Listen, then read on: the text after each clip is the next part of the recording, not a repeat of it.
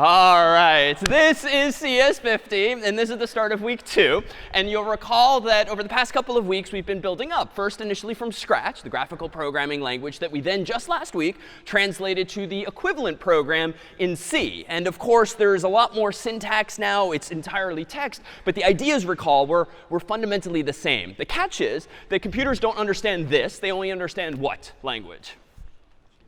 Yeah, zeros and ones are binary. And so there's a requisite step in order for us to get from this code to binary. And what was that step or that program or process called?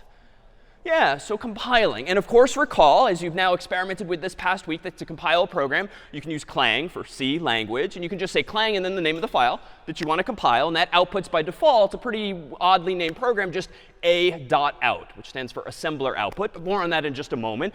But recall, too, that you can override that default behavior, and you can actually say output instead a program called hello instead of just a.out. But you can go one step further, and you can actually use make. And make itself is not a compiler. It's a build utility. But in layman's terms, what does it do for us? It compiles it, and it essentially figures out all of those otherwise cryptic-looking command line arguments like -o something and so forth, so that the program is built just the way we want it without our having to remember those seemingly magical incantations. And though that only works for programs as simple as this. In fact, some of you with the most recent problem set might have encountered compilation errors that we actually did not encounter deliberately in class because make was helping us out. In fact, as soon as you enhance a program to actually take user input using CS50's library by including CS50.h, some of you might have realized that all of a sudden the sandbox, and more generally Clang, didn't know what getString was. And frankly, Clang might not even known what a string was. And that's because those two are features of CS50's library that you have to teach Clang about. But it's not enough to teach Clang what they look like, as by including CS50.h. Turns out there's a missing step that make helps us solve, but that you, too, can just solve manually if you want. And by that, I mean this. Instead of compiling a program with just clang, hello.c, when you want to use CS50's library, you actually need to add this additional command line argument, specifically at the end. Can't go in the beginning like -o. And -l stands for link. And this is a way of telling Clang, by the way, when compiling my program, please link in CS50's zeros and ones that we, the staff, wrote some weeks ago and installed in the sandbox for you. So you've got your zeros and ones, and then you've got our zeros and ones, so to speak. And -l CS50 says to link them together. So if you were getting some kind of undefined reference error to getString, or you weren't able to compile a program that just used any of the get functions from CS50's library, odds are this simple change, -l CS50, would have fixed. But of course, this isn't interesting stuff to remember, let alone remembering how to use -o as well, at which point the command gets really tedious to type. So here comes make again. Make automates all of this for us. And in fact, if you henceforth start running make and then pay closer attention to the fairly long line of output that it outputs, you'll actually see mention of -l CS50. You'll see mention of even -lm, which stands for math. So if you're using round, for instance, you might have discovered that round 2 also doesn't work out of the box unless you use make itself or this more nuanced approach. So this is all to say that compiling is a bit of a white lie. Like, yes, you've been compiling, and you've been going from source code to machine code. But it turns out that there's been a number of other steps happening for you that we're going to just slap some labels on today. At the end of the day, we're just breaking the abstraction. So compiling is this abstraction from source code to machine code. Let's just kind of zoom in briefly to appreciate what it is that's going on in hopes that it makes the code we're compiling a little more understandable. So step 1 of 4, when it comes to actually compiling a program, is called preprocessing. So recall that this program we just looked at had a couple of includes at the top of the file. These are generally known as preprocessor directives. Not a particularly interesting term, but they're demarcated by the hash at the start of these lines. That's a signal to Clang that these things should be handled first, pre-processed, processed before everything else. And in fact, the reason for this, we did discuss last week. Inside of CS50.h is what, for instance? getString, specifically the declaration of getString. So there's some lines of code, the prototype, if you recall, that one line of code that teaches Clang what the inputs to getString are and what the outputs are, the return type and the arguments, so to speak. And so when you have include CS50.h at the top of the file, what's happening when you first run Clang during this so-called pre-processing step is Clang looks on the hard drive for the file literally called CS50.h. It grabs its contents and essentially finds and replaces this line here. So somewhere in CS50.h is a line like this yellow one here that says getString is a function that returns a string, and it takes as input, the so-called argument, a string that we'll call prompt. Meanwhile, with include standard IO, what's the point of including that? What is declared inside of that file, presumably? Yeah? Standard inputs and outputs. Standard inputs and outputs, and more specifically, what example thereof? What function? Yeah, so printf, the other function we keep using. So inside of standard io.h, somewhere on the sandbox's hard drive, is similarly a line of code that frankly looks a little more cryptic, but we'll come back to this sort of thing down the road, that says printf is a function, happens to return an int, but more on that another time, happens to take a char star format, but more on that another time. Indeed, this is one of the reasons we hide this detail early on, because there's some syntax that's just a distraction for now. But that's all that's going on. The sharp include sign is just finding and replacing the contents plus ... a bunch of other things in those files as well. So when we say pre-processing, we just mean that that's getting substituted in so that you don't have to copy and paste this sort of thing manually yourself. So compiling is a word that actually has a well-defined meaning. Once you've pre-processed your code and your code looks essentially like this, unbeknownst to you, then comes the actual compilation step. And this code here gets turned into this code here. Now, this is scary looking. And this is the sort of thing that if you take a class like CS61 at Harvard, or more generally systems programming, so to speak, you might see something like this. This is x86 64-bit assembly instructions. And the only thing interesting about that claim for the moment is that assembly, I kind of alluded to that earlier, assembler output, a.out, there's actually a relationship here. But long story short, these are the lower level instructions that only the CPU, the brain inside your computer, actually understands. Your CPU does not understand C. It doesn't understand Python or C++ or Java or any language with which you might be familiar. It only understands this cryptic looking thing. But frankly, from the looks of it, you might glean that probably not so much fun to program in this. I mean, arguably, it's not that much fun to program yet in C. So this even looks even more cryptic. But that's OK. C and lots of languages are just these abstractions on top of the lower level stuff that the CPUs do actually understand, so that we don't have to worry about it as much. But if we highlight a few terms here, you'll see some familiar things. So main is mentioned in this so-called assembly code. You see mention of getString and printf. So we're not losing information. It's just being presented in really a different language, assembly language. Now, you can glean perhaps from some of the names of these instructions, this is what Intel Inside means. When Intel or any brand of CPU understands instructions, it means things like pushing and moving and subtracting and calling. These are all low-level verbs, functions, if you will, but at the level of the CPU. But for more on that, you can take entire courses. But just to take the hood off of this for today, this is a step that's been happening for us magically, unbeknownst to us, thanks to Clang. So assembling. Now that you've got this cryptic-looking code that we will never see again, we'll never need to output again, what do you do with it? Well, you said earlier that computers only understand zeros and ones. So the third step is actually to convert this assembly language to actual zeros and ones that now look like this. So the assembling step happening unbeknownst to you, every time you run Clang or in turn run make, we're getting zeros and ones out of the assembly code, and we're getting the assembly code out of your C code. But here's the fourth and final step. Recall that we need to link in other people's zeros and ones. If you're using printf, you didn't write that. Someone else created those zeros and ones, the patterns that the computer understands. You didn't create getString. We did. So you need access to those zeros and ones so that your program can use them as well. So linking essentially does this. If you've written a program, for instance, hello.c, and it happens to use a couple of other libraries, files that other people wrote of useful code for you, like CS50.c, which does exist somewhere, and even standard.io.c, which does exist somewhere, or technically standard.io is such a big library, they actually put printf in a file specifically called printf.c. But somewhere in the sandbox's hard drive in all of our Macs and PCs, if they support compiling, are, for instance, files like these. But we've got to convert this to zeros and ones, this, and then somehow combine them. So pictorially, this just looks a bit like this. And this is all happening automatically by Clang. Hello.c, the code you wrote, gets compiled to assembly, which then gets assembled into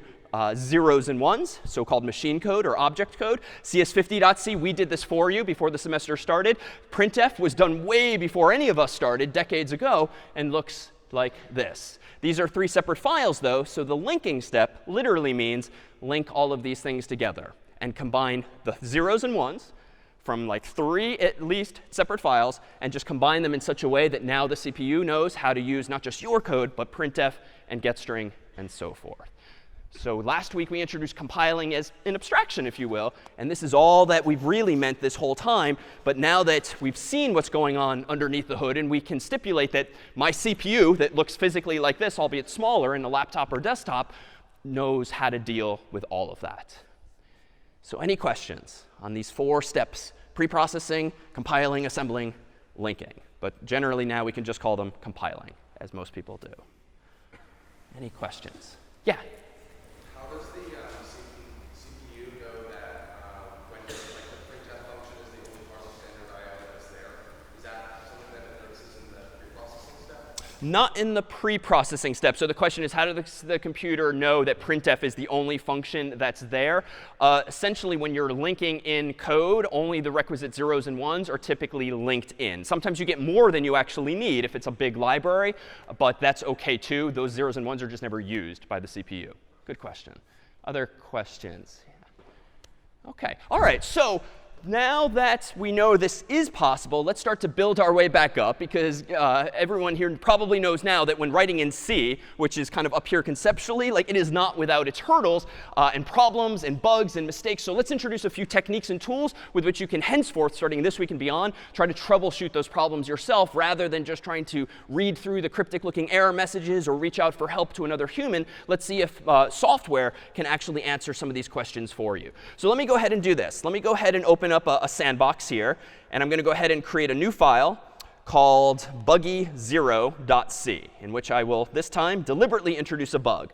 I'm going to go ahead and create my function called main, which is, again, is the default, like when green flag is clicked. And I'm going to go ahead and say printf, quote unquote, hello world \n.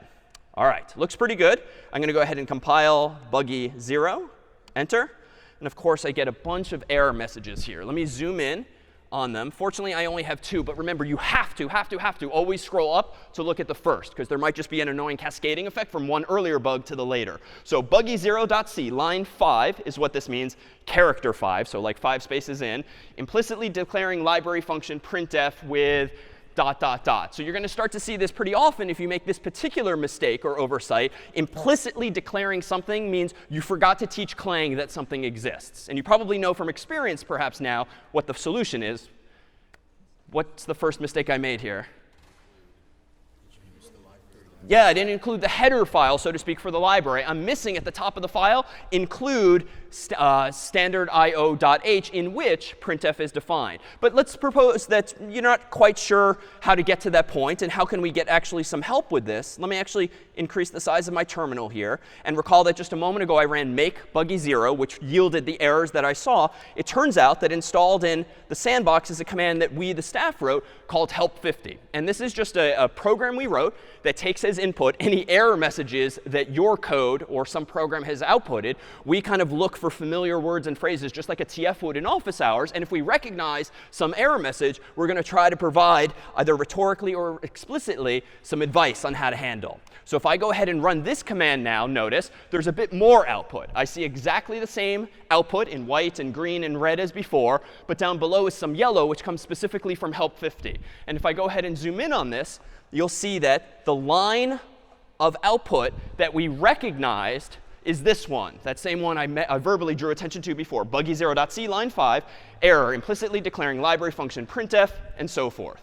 So here, without the background highlighting, but still in yellow, is our advice, or a question a TF or CA might ask you in office hours. Well, did you forget to include standard.io.h, in which printf is declared, atop your file? And hopefully, our questions, rhetorical or otherwise, are correct, and that'll get you further along. So let's go ahead and try that advice. So include standard.io.h. Now let me go ahead and go back down here. And if you don't like clutter, you can type clear or hit Control L in the terminal window to keep cleaning it like I do. If you want to go ahead now and run make buggy 0, enter, fewer errors, so that's progress, and not the same. So this one's perhaps a little easier. Reading the line, what line of code is buggy here?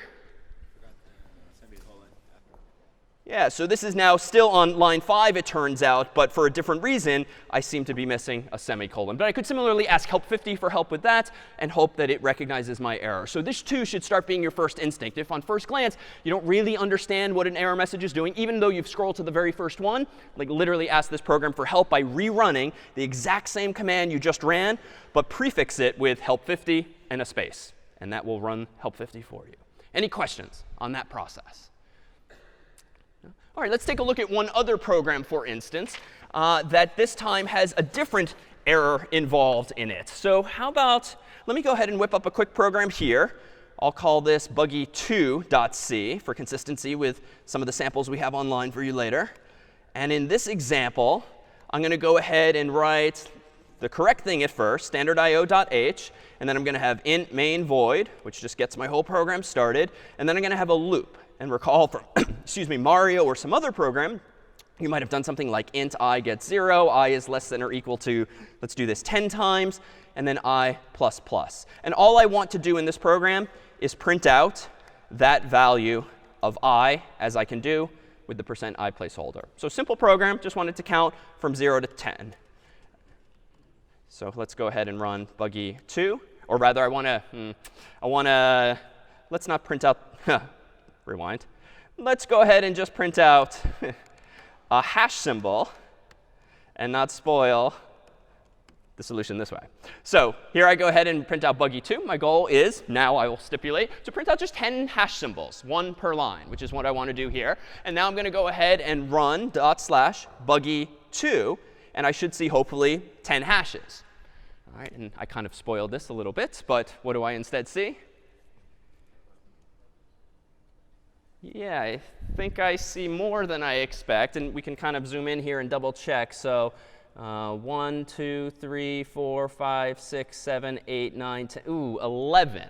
11. Now, some of your eyes might already be darting to what the solution should be. But let's just propose that it's non-obvious. And if it is actually non-obvious, all the better. So how might you go about diagnosing this kind of problem, short of just reaching out and asking a human for help? This is not a problem that help 50 can help with, because it's not an error message. Your program is working. It's just not outputting what you wanted it to work. But it's not an error message from the compiler with which help 50 can help. So you want to kind of get eyes into what your program is doing.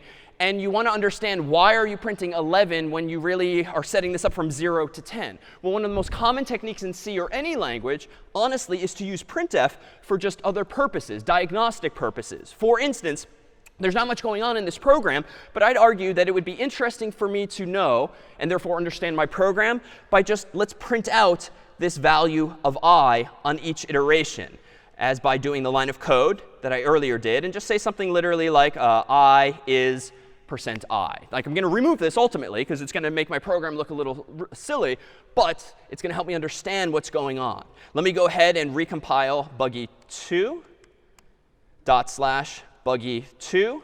And this time, I see a lot more output. But if I zoom in, now it's kind of now the computer is essentially helping me understand what's going on. When I is 0, here's one of them. When I is 1, here's another. I is 2, 3, 4, 5, 6, 7, 8, 9. And that looks good. But if we scroll a little further, it feels a little problematic that I can also be 10. So what's logically the bug in this program? Yeah, I used less than or equal to because I kind of confused the paradigm, right? Like programmers tend to start counting at 0 apparently, but I want to do this 10 times. And in the human world, if I want to do something 10 times, I might count up to and including 10. But you can't have it both ways. You can't start at 0 and end at 10 if you want to do something exactly 10 times. So where there's a couple of possibilities here, how might we fix this? Yeah, so we could certainly change it to less than. What's another correct approach? Yeah, so we could leave this alone and just start counting at 1. And if you're not actually printing the values in your actual program, that might be perfectly reasonable too. It's just not conventional. Like, get comfortable with quickly just counting from 0, because that's just what most everyone does these days. But the technique here is just use printf. Like, when in doubt, literally use printf on this line, on this line, on this line. Anywhere something is interesting maybe going on in your program, just use it to print out the strings that are in your variables, print out the integers that are in your variables, or anything else. And it allows you to kind of see, so to speak, what's going on inside of your program. Printf. All right, one last tool. So it's not uncommon when writing code to maybe get a little sloppy early on, especially when you're not quite familiar with the patterns. And for instance, if I go ahead and do this, by deleting a whole bunch of white space, even after fixing this mistake by going from 0 to 10, is this program now correct? If the goal is to print 10 hashes. Yeah, I heard yes. Why is it correct? In what sense? Yeah, exactly. It still works. It prints out the 10 hashes, 1 per line. But it's poorly written in the sense of style. So recall that we tend to evaluate, and the world tends to think about code in at least 3 ways. 1, the correctness. Does it do what it's supposed to do, like print 10 hashes? And yes, it does, because all I did was delete white space. I didn't actually change or break the code after making that fix. 2 is design. Like how thoughtful, how well written is the code. And frankly, it's kind of hard to write this in too many ways because it's so few lines. But you'll see over time as your programs grow, the teaching fellows and staff can provide you with feedback on the design of your code. But style is relatively easy. And I've been teaching it mostly by way of example, if you will, because I've been very methodically indenting my code and making sure everything kind of looks very pretty, or at least pretty to a trained eye.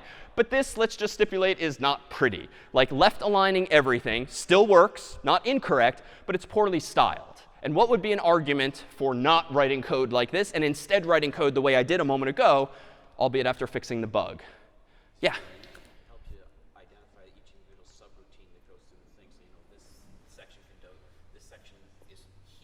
Yeah. And move on to the next one, and so you know where everything is. Exactly. Let me summarize this. It allows you to see more visually what are the individual subroutines or blocks of code doing that are associated with each other, right? Scratch is colorful, and it has shapes like the hugging shape that a lot of the control blocks make to make clear visually to the programmer that this block encompasses others, and therefore this repeats block or this forever block is doing these things again and again and again. That's the role that these curly braces serve, and indentation in this and another context just helps it become more obvious to the programmer what is inside of what and what is happening where. So this is just better written because you can see that the code inside of main is everything that's indented here. The code that's inside the for loop is everything that's indented here. So it's just for us human readers, teaching fellows in the case of the course, or colleagues in the case of the real world. But suppose that you don't quite see these patterns too readily initially. That too is fine. CS50 has on its website what we call a style guide. It's just a summary of what your code should look like when using certain features of C, loops, conditions, variables, functions, and so forth. And it's linked on the course's website. But there's also a tool that you can use when writing your code that'll help you clean it up and make it consistent, not just for the sake of making it consistent with the style guide, but just making your own code readable, more readable. So for instance, if I go ahead and run a command called style50 on this program, buggy2.c, and then hit enter, I'm going to see some output that's colorful. I see my own code in white, and then I see anywhere I should have indented green spaces that are sort of encouraging me, put space, space, space, space here, put space, space, space, space here, put 8 spaces here, 4 spaces here, and so forth. And then it's reminding me I should add comments as well. This is a short program, doesn't necessarily need a lot of commenting to explain what's going on, but just one / like we saw last week to explain maybe at the top of the file or top the block of the code would make style50 happy as well. So let's do that. Let me go ahead and take its advice and actually indent this with tab, this with tab, this with tab, this with tab, and this once more. And you'll notice that on your keyboard, even though you're hitting tab, it's actually converting it for you, which is very common, to 4 spaces. So you don't have to hit the space bar 4 times. Just get into the habit of using tab. And let me go ahead and write a comment here, print 10 hashes. This way, my colleagues, my teaching fellow, myself in a week don't have to read my own code again and figure out what it's doing. I can read the comment alone per the //. If I run style 50 again, now it looks good. It's in accordance with the style guide, and it's just more prettily written. So pretty printed would be a term of art in programming when your code looks good and isn't just correct. Any questions then? Yeah?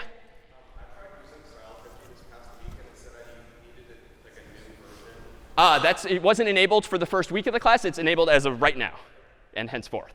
Other questions?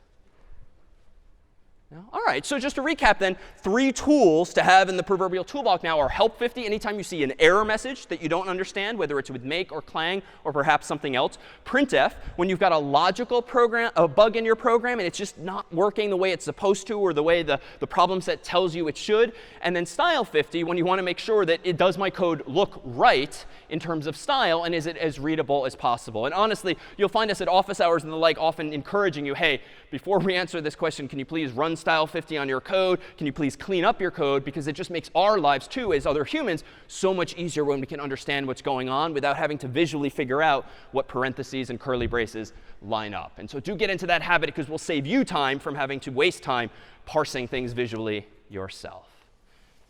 All right. So there's not just CPUs in computers. CPUs are the brain, central processing unit, and that's why we keep emphasizing the instructions that computers understand. There's also this, which we saw last time too. This is an example of what type of hardware?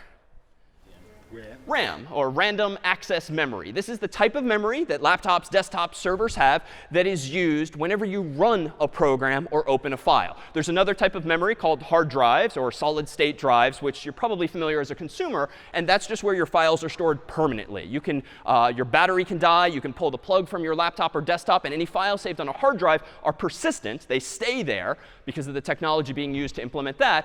But RAM is more ephemeral.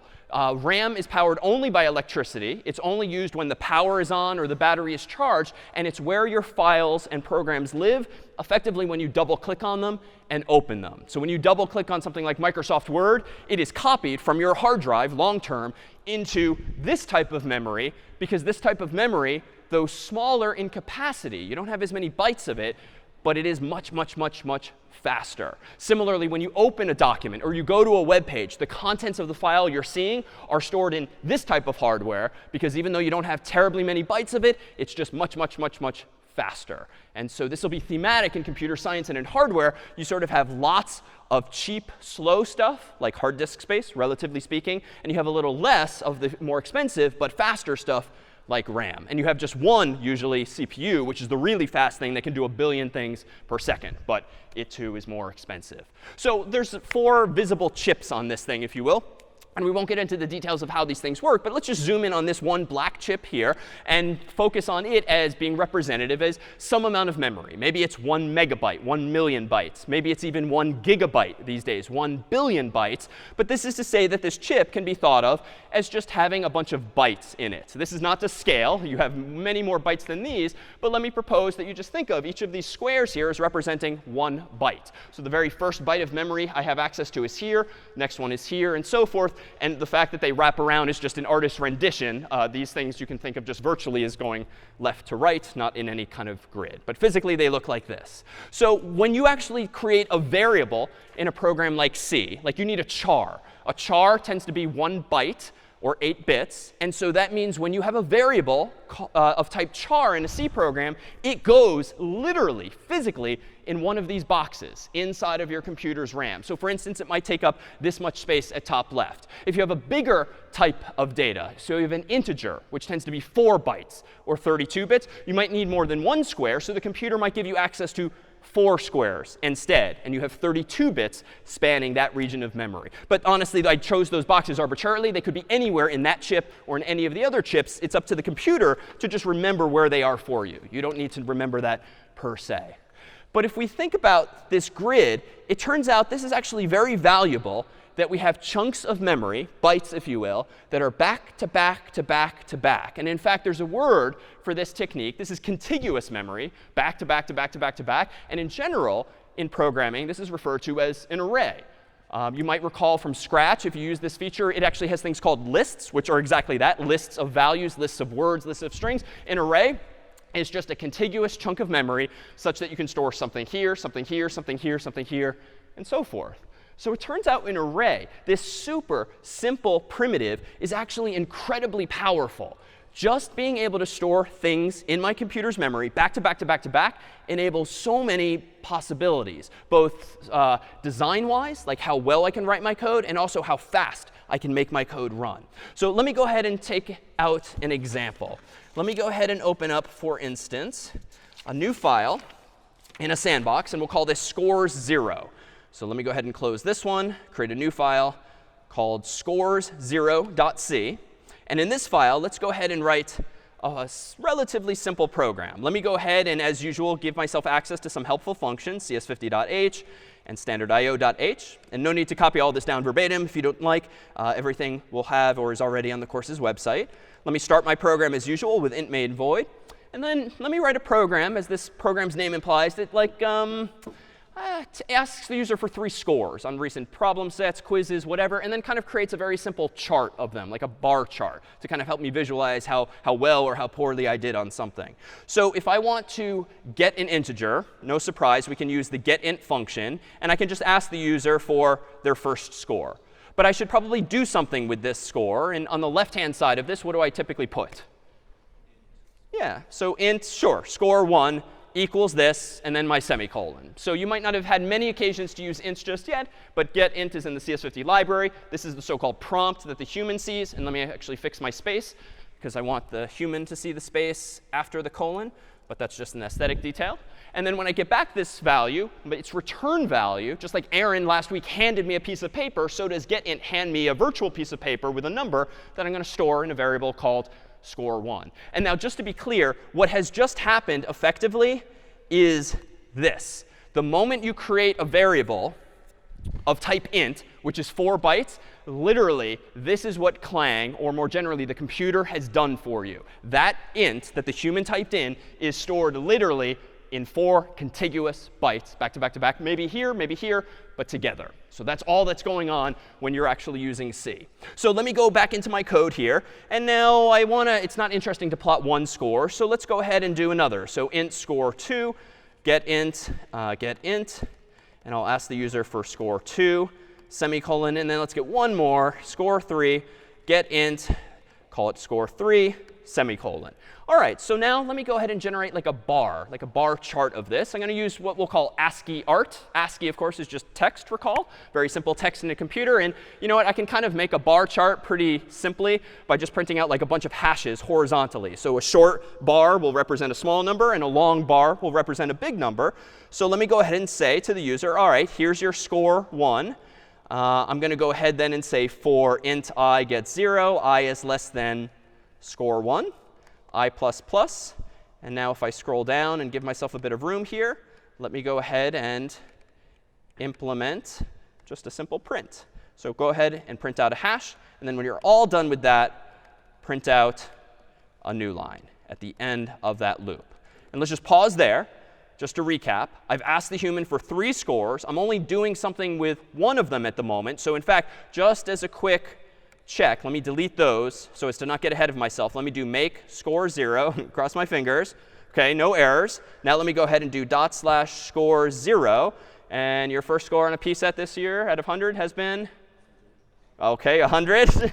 And good job. So it's a really long bar. And if we count those up, hopefully there's actually 100 bars. And if we run it again and say, it didn't go so well, I got 50, that's half as big a bar. So it seems like we're on our way correctness-wise. So now let me go ahead and get the other scores. Well, I had them here a moment ago. So let me go ahead and just, kind of copy paste and change this to 2, change this to 3, change this to 3, this to 3. All right, I know how to print bars clearly. So let me go ahead and do this, and then fix the indentation. I don't want to say score 1 everywhere. I want to say score 2, score 2.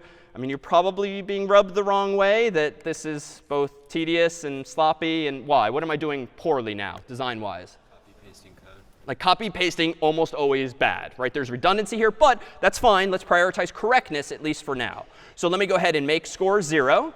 All right, no mistakes. /score 0. And the habit. Let me go ahead now and run. OK, we got 100 the first time. We got 50 this. Oh, that's a bug. What did I do there? See, this is what happens when you copy paste. So let's fix this. That should say score 2. So Control-C will quit a program. Make score 0 will recreate it. /score 0, enter. All right, here we go. 100, 50. Let's split the difference, 75.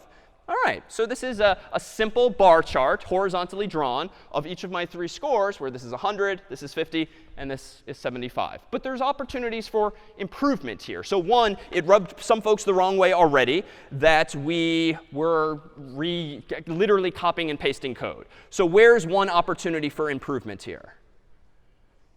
What should I do instead of copying and pasting that code again and again? What ingredient can you bring?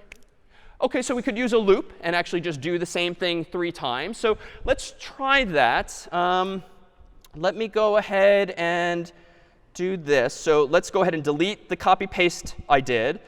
And let me go ahead and say, OK, well, for int I gets 0, I less than 3, I plus plus. Let me create a bracket. I can highlight multiple lines and hit tab, and they'll all indent for me, which is convenient. And can I do this now, for instance? Say a little louder. If you enter a specific, at least as far as I can see, if you enter a specific score, it will be the same.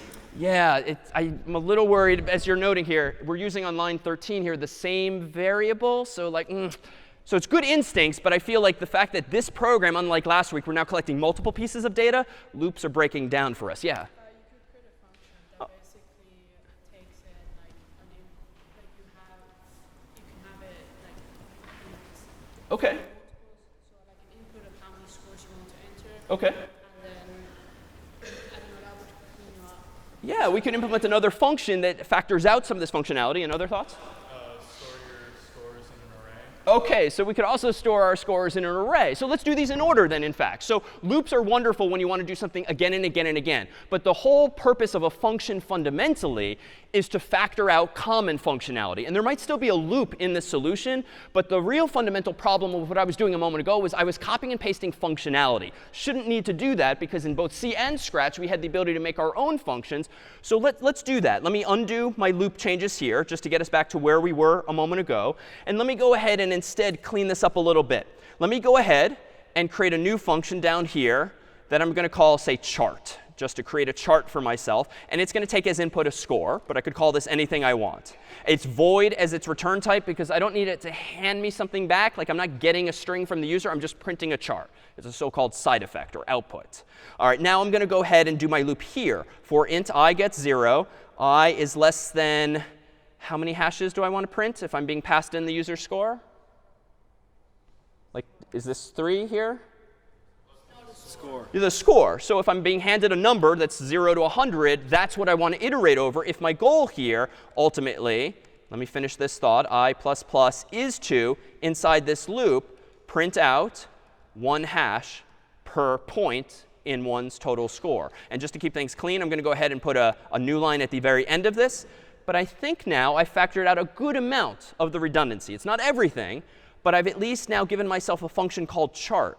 So up here, it looks like I can kind of remove this loop, which is what I factored out. That's almost identical, except the variable name was hard-coded.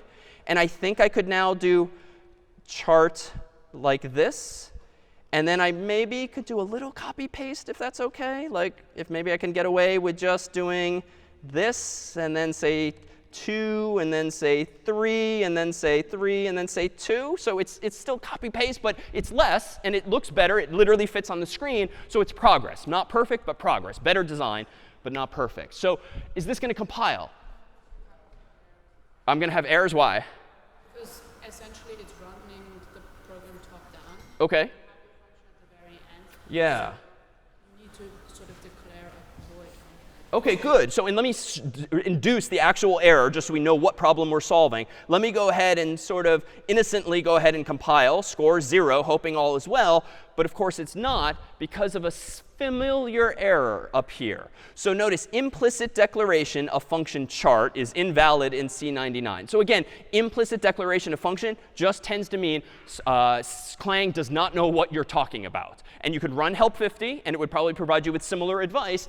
But the gist of this is that chart is not a C function. It doesn't come with C. I wrote it. I just wrote it a little too late. So one solution that we didn't use last week would be, OK, well, if you don't know what chart is, let me just go put it where you'll know about it. And now run make score 0. OK, problem solved. So that fixes it. But we fixed it in a different way last week. And why might we want to stick with last week's approach and not just copy paste my function and put it at the top instead of the bottom?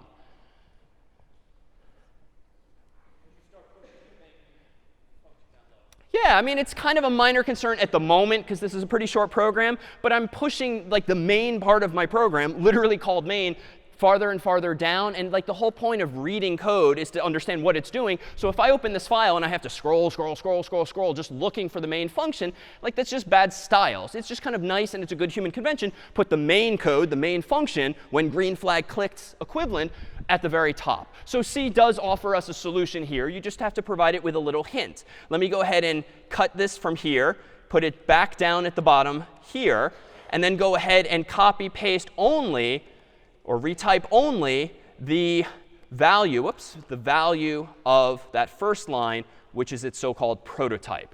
Give Clang enough information so that it knows what arguments the function takes, what its return type is, and what its name is, semicolon. And that's the so-called declaration, and then implement it with the curly braces and all the logic down below. So let's go ahead and run this.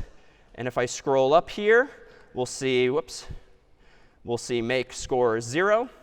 All right, now we're on our way. Score 0, enter. Score 1 is 100, 50, 75. And now we seem to have some good functionality. But there's still an opportunity, I dare say, for improvement. And I think the fundamental problem is that I'm still copy pasting a little stuff. But I think the fundamental problem is that I don't have the expressiveness to store multiple values unless I, in advance, as the programmer, give them all unique names. Because if I use the same variable for everything, I couldn't collect all 3 variables at the top and then iterate over all 3 at the bottom if I only have 1 variable. So I do need 3 variables, but this doesn't scale very well. And who knows, if I want to take in 5 scores, 10 scores, or more scores, then I'm really copying and pasting excessively. So it turns out, indeed, the answer is an array. So an array, at the end of the day, is just a side effect of storing stuff in memory back to back to back to back. But what's powerful about this reality of memory is the following. I can go ahead here and in, say, a new and more improved version of this program, do this. Let me go ahead and open this one, which I wrote in advance, called scores2.c. And in scores2.c, notice we have the following code. In my main function, I've got a new feature and a new bit of syntax. This line here that I've highlighted says, hey, Clang, give me a variable called scores of type integer, but please give me 3 of them. So the new syntax here is square brackets, and inside of which is the number of variables you want of that type. And you don't have to give them unique names. You literally call them collectively scores. And in English, I deliberately chose a plural to connote as much. This is an array of values, not a single value. What can I do next? Well, here's my for loop. For int I gets 0, I is less than 3, I++. And now I've solved that earlier problem that was proposed. Well, just put it in a loop. Now I can, because now my variables are not called score1, score2, score3, which I literally had to hard code. They're just called scores. And now that they're called scores and I have this square bracket notation, notice what I can do.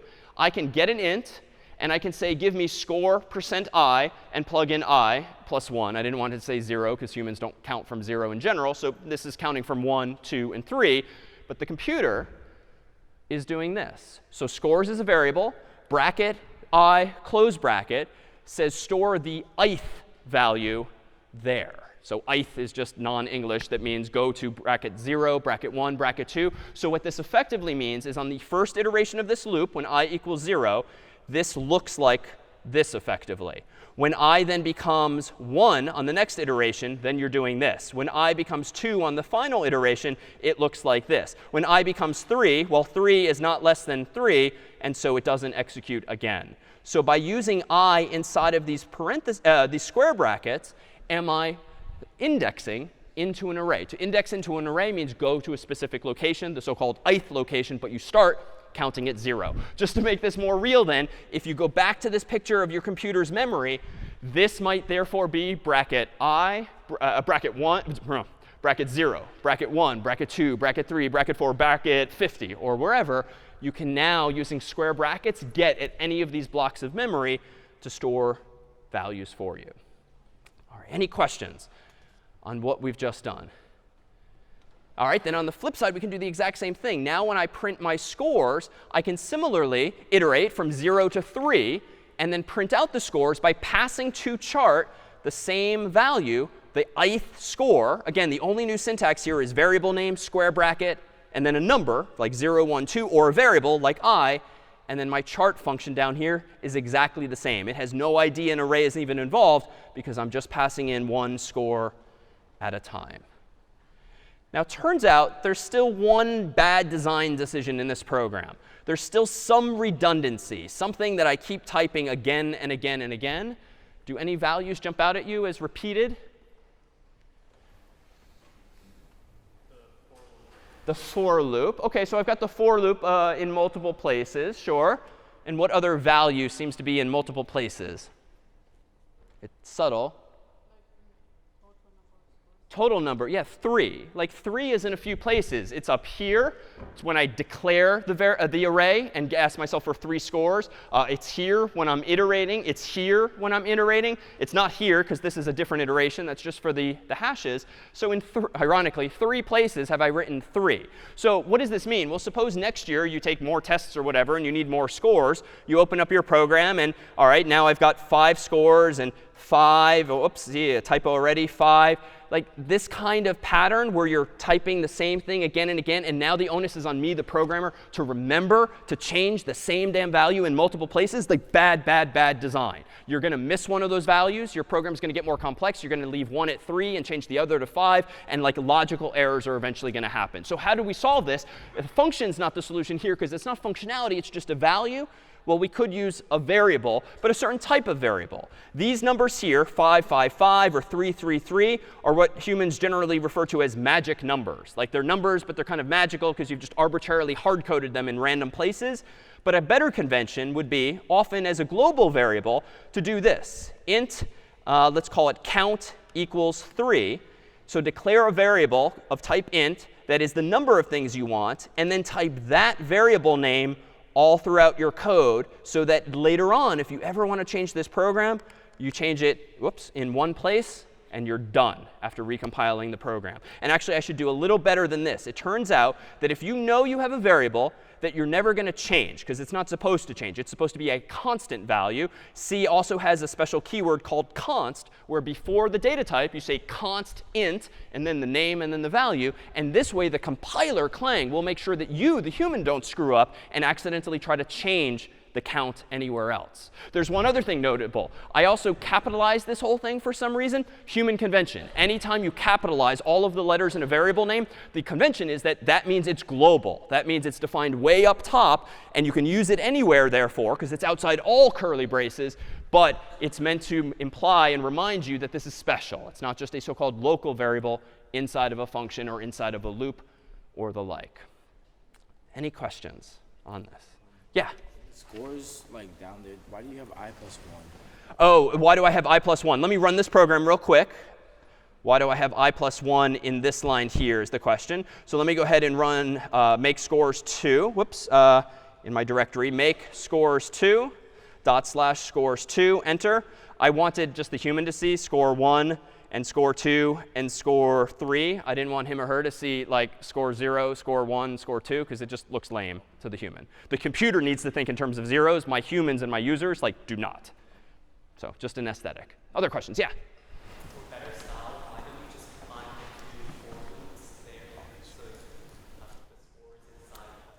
Really good question. So, and I actually thought about this last night when trying to craft this example. Why don't I just combine these two for loops? Because they're clearly iterating an identical number of times. Was this a hand or just a stretch? No, stretch. So this is actually deliberate. If I combine these, what would change logically in my program? Yeah?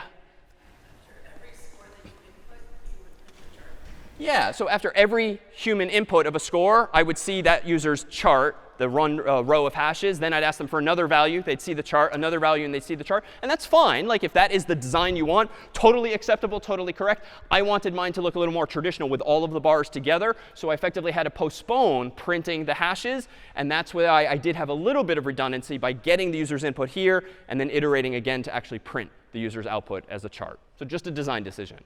Good question. Other questions?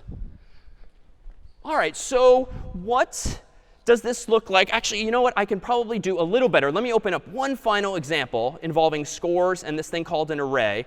In scores 4 here, let me go ahead and do this. Now I've changed my chart function to do a little bit more. And you might recall from week 0 and 1, we had the cough function. And we kept enhancing it to do more and more, like putting more and more logic into it. Notice this chart function now takes a second argument, which is kind of interesting. It takes one argument, which is a number, and then the next argument is an array of scores. So long story short, if you want to have a function that takes as input an array, you don't have to know in advance how big that array is. You should not, in fact, put a number in between the square brackets in this context. But the thing is, you do need to know at some point how many items are in the array. If you've programmed in Java, took APCS, Java just gives you .length, if you recall that feature of objects.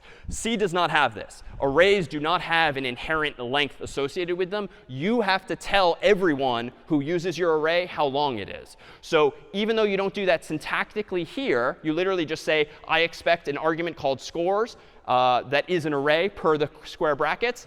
You have to pass in almost always a second variable that is literally called whatever you want, but is the number of things in that array. Because if the goal of this function is just to iterate over the number of scores that are passed in, and then iterate over the number of points in that score in order to print out the hashes, you need to know this count. So what does this function do? Just to be clear, this iterates over the total number of scores from 0 to count, which is probably 3 or 5 or whatever.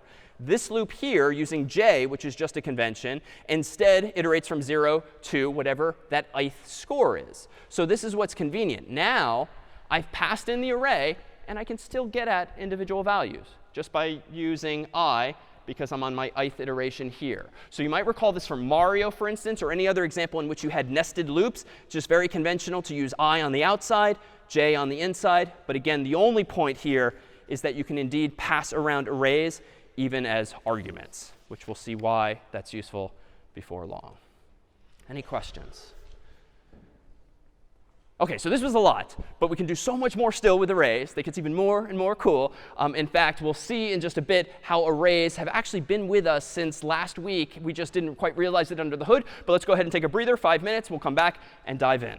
All right, so I know that was a bit of a cliffhanger. Where else could arrays have actually been? But of course, this is how we might depict it pictorially. We've called it an array. And it turns out that last week, when we introduced strings, sequences of characters, are literally just an array by another name. A string is an array of chars. And chars, of course, is another data type. Now, what are the actual implications of this, both in terms of representation, like how a computer is representing information, and then fundamentally, programmatically, what can we do when we know all of our data is so back to back to back or so proximal to one another? Well, it turns out that we can apply this logic in a few different ways. Let me go ahead and open up, for instance, an example here called string 0.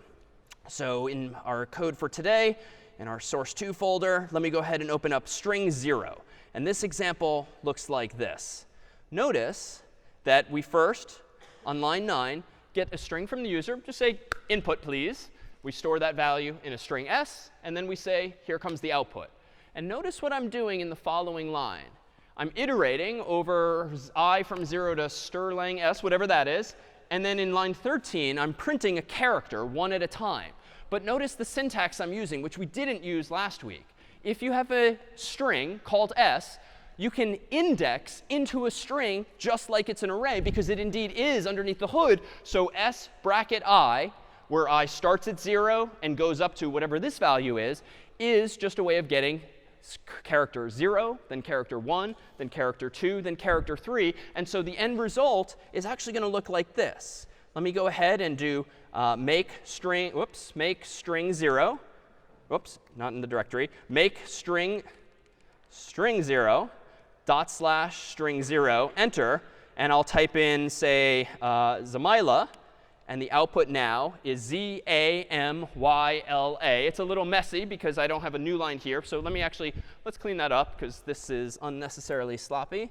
So let me go ahead and print out a new line. Let me recompile with make string 0 / string 0. Input shall be Zamila, enter, and now ZAMYLA. So why is that happening? Well, if I scroll down on this code, it seems that I am, via this printf line here, just getting the ith character of the name in S, and then printing out one character at a time per the %c, followed by a new line. So you might guess, what is this function here doing? Strlen, slightly abbreviated, but you can perhaps glean what it means. Yeah, so it's actually string length. So it turns out there is a function that comes with C called strlen, and humans back in the day and to this day like to type as few characters when possible. And so strlen is string length. And the way you use it is you just need one more header file. So there's another library, the so-called string library, that gives you string-related functions beyond what CS50's library provides. And so if you include string.h, that gives you access to another function called strlen that if you pass it a variable containing a string, it will pass you back as a return value the total number of characters. So I typed in ZAMYLA, and so that should be returning to me 6, thereby printing out the 6 characters in Zamila's name. Yeah? For the credit, you said, Uh-huh. would this have been useful to get the individual digits to be? Really good question. In the credit problem of the problem set, would this have been useful? Yes, absolutely. But recall that in the credit p set, we encouraged you to actually take in the number as a long, so as an integral value, which thereby necessitated arithmetic. But yes, if you had instead, in a problem involving credit card numbers, gotten the human's input as a long string of characters and not as an actual number like an int or a long, then yes, you could actually get at those individual characters, would have made things even easier. But deliberate. Yeah? If you're defining string in CS50, are you redefining it in string? Really good question. If we're defining string in CS50, are we redefining it in string? No. So string, even though it's named string.h, doesn't actually define something called a string. It just has string-related functions. More on that soon. Yeah? Edit the individual values of it, or is it read-only right now? Really good question. Could you edit the individual values?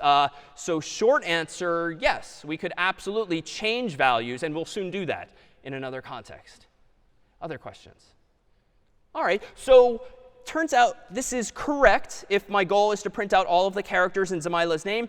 But it's not the best design. And this one's a little subtle, but this is, again, what we mean by design. And to a question that came up during the break, did we expect everyone to be writing good style and good design last week? Like, no. Up until today, like, we've introduced the notion of correctness in both Scratch and in C last week. But now we're introducing these other axes of quality of code, like design, how well designed it is, and how pretty does it look in the context of style. So expectations are here on out meant to be aligned with those characteristics, but not in the past. So there's a slight inefficiency here. So on the first iteration of this loop, I first initialize I to 0, and then I check if I is less than the length of the string, which hopefully it is if it's Zamila, which is longer than 0. Then I print the ith character.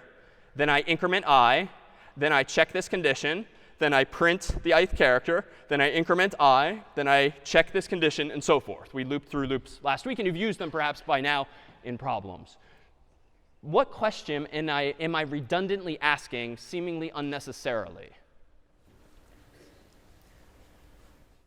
I have to check a condition again and again because I is getting incremented. But there's another other question that I don't need to keep asking again just to get the same answer. Yeah, there's this function call in my loop of strlen s, which is fine. This is correct. I'm checking the length of the string. But once I type in Zamila, her name is not changing in length. I'm incrementing I, so I'm moving in the string, if you will. But the string itself, ZAMYLA, is not changing. So why am I asking the computer again and again, get me the strlen of s, get me the strlen of s, get me the strlen of s? So I can actually fix this. I can improve the design because that must take some amount of time. Maybe it's fast, but it's still a non-zero amount of time. So you know what I could do? I could do something like this. Int n gets string length of s. And now just do this. This would be better design.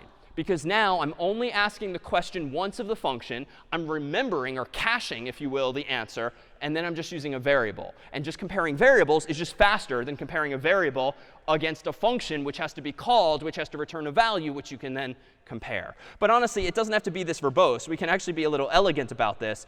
If you're using a loop, a secret feature of loops is that you can have commas after declaring variables. And you can actually do this and make this even more elegant, if you will, or more confusing looking, depending on your perspective. But this now does the same thing, but declares n inside of the loop, just like I'm declaring I. And it's just a little tighter. It's one fewer lines of code. Any questions then? Good question. In the way I've just done it, cannot reuse this outside of the curly braces. The scope of I and n exists only in this context right now. The other way, yes, I could have used it elsewhere. What I'm saying is, like, what if you created other loops and you also had another section where you wanted to Absolutely. using different letters of the alphabet, you could just use n and not be afraid that it might be set. Correct. If I want to use the length of s again, absolutely, I can declare the variable, as I did earlier, outside of the loop so as to reuse it. That's totally fine. Yes. And even I exists only inside of this loop. So if I have another loop, I can reuse I, and it's a different I because these variables only exist inside the for loop in which they're declared.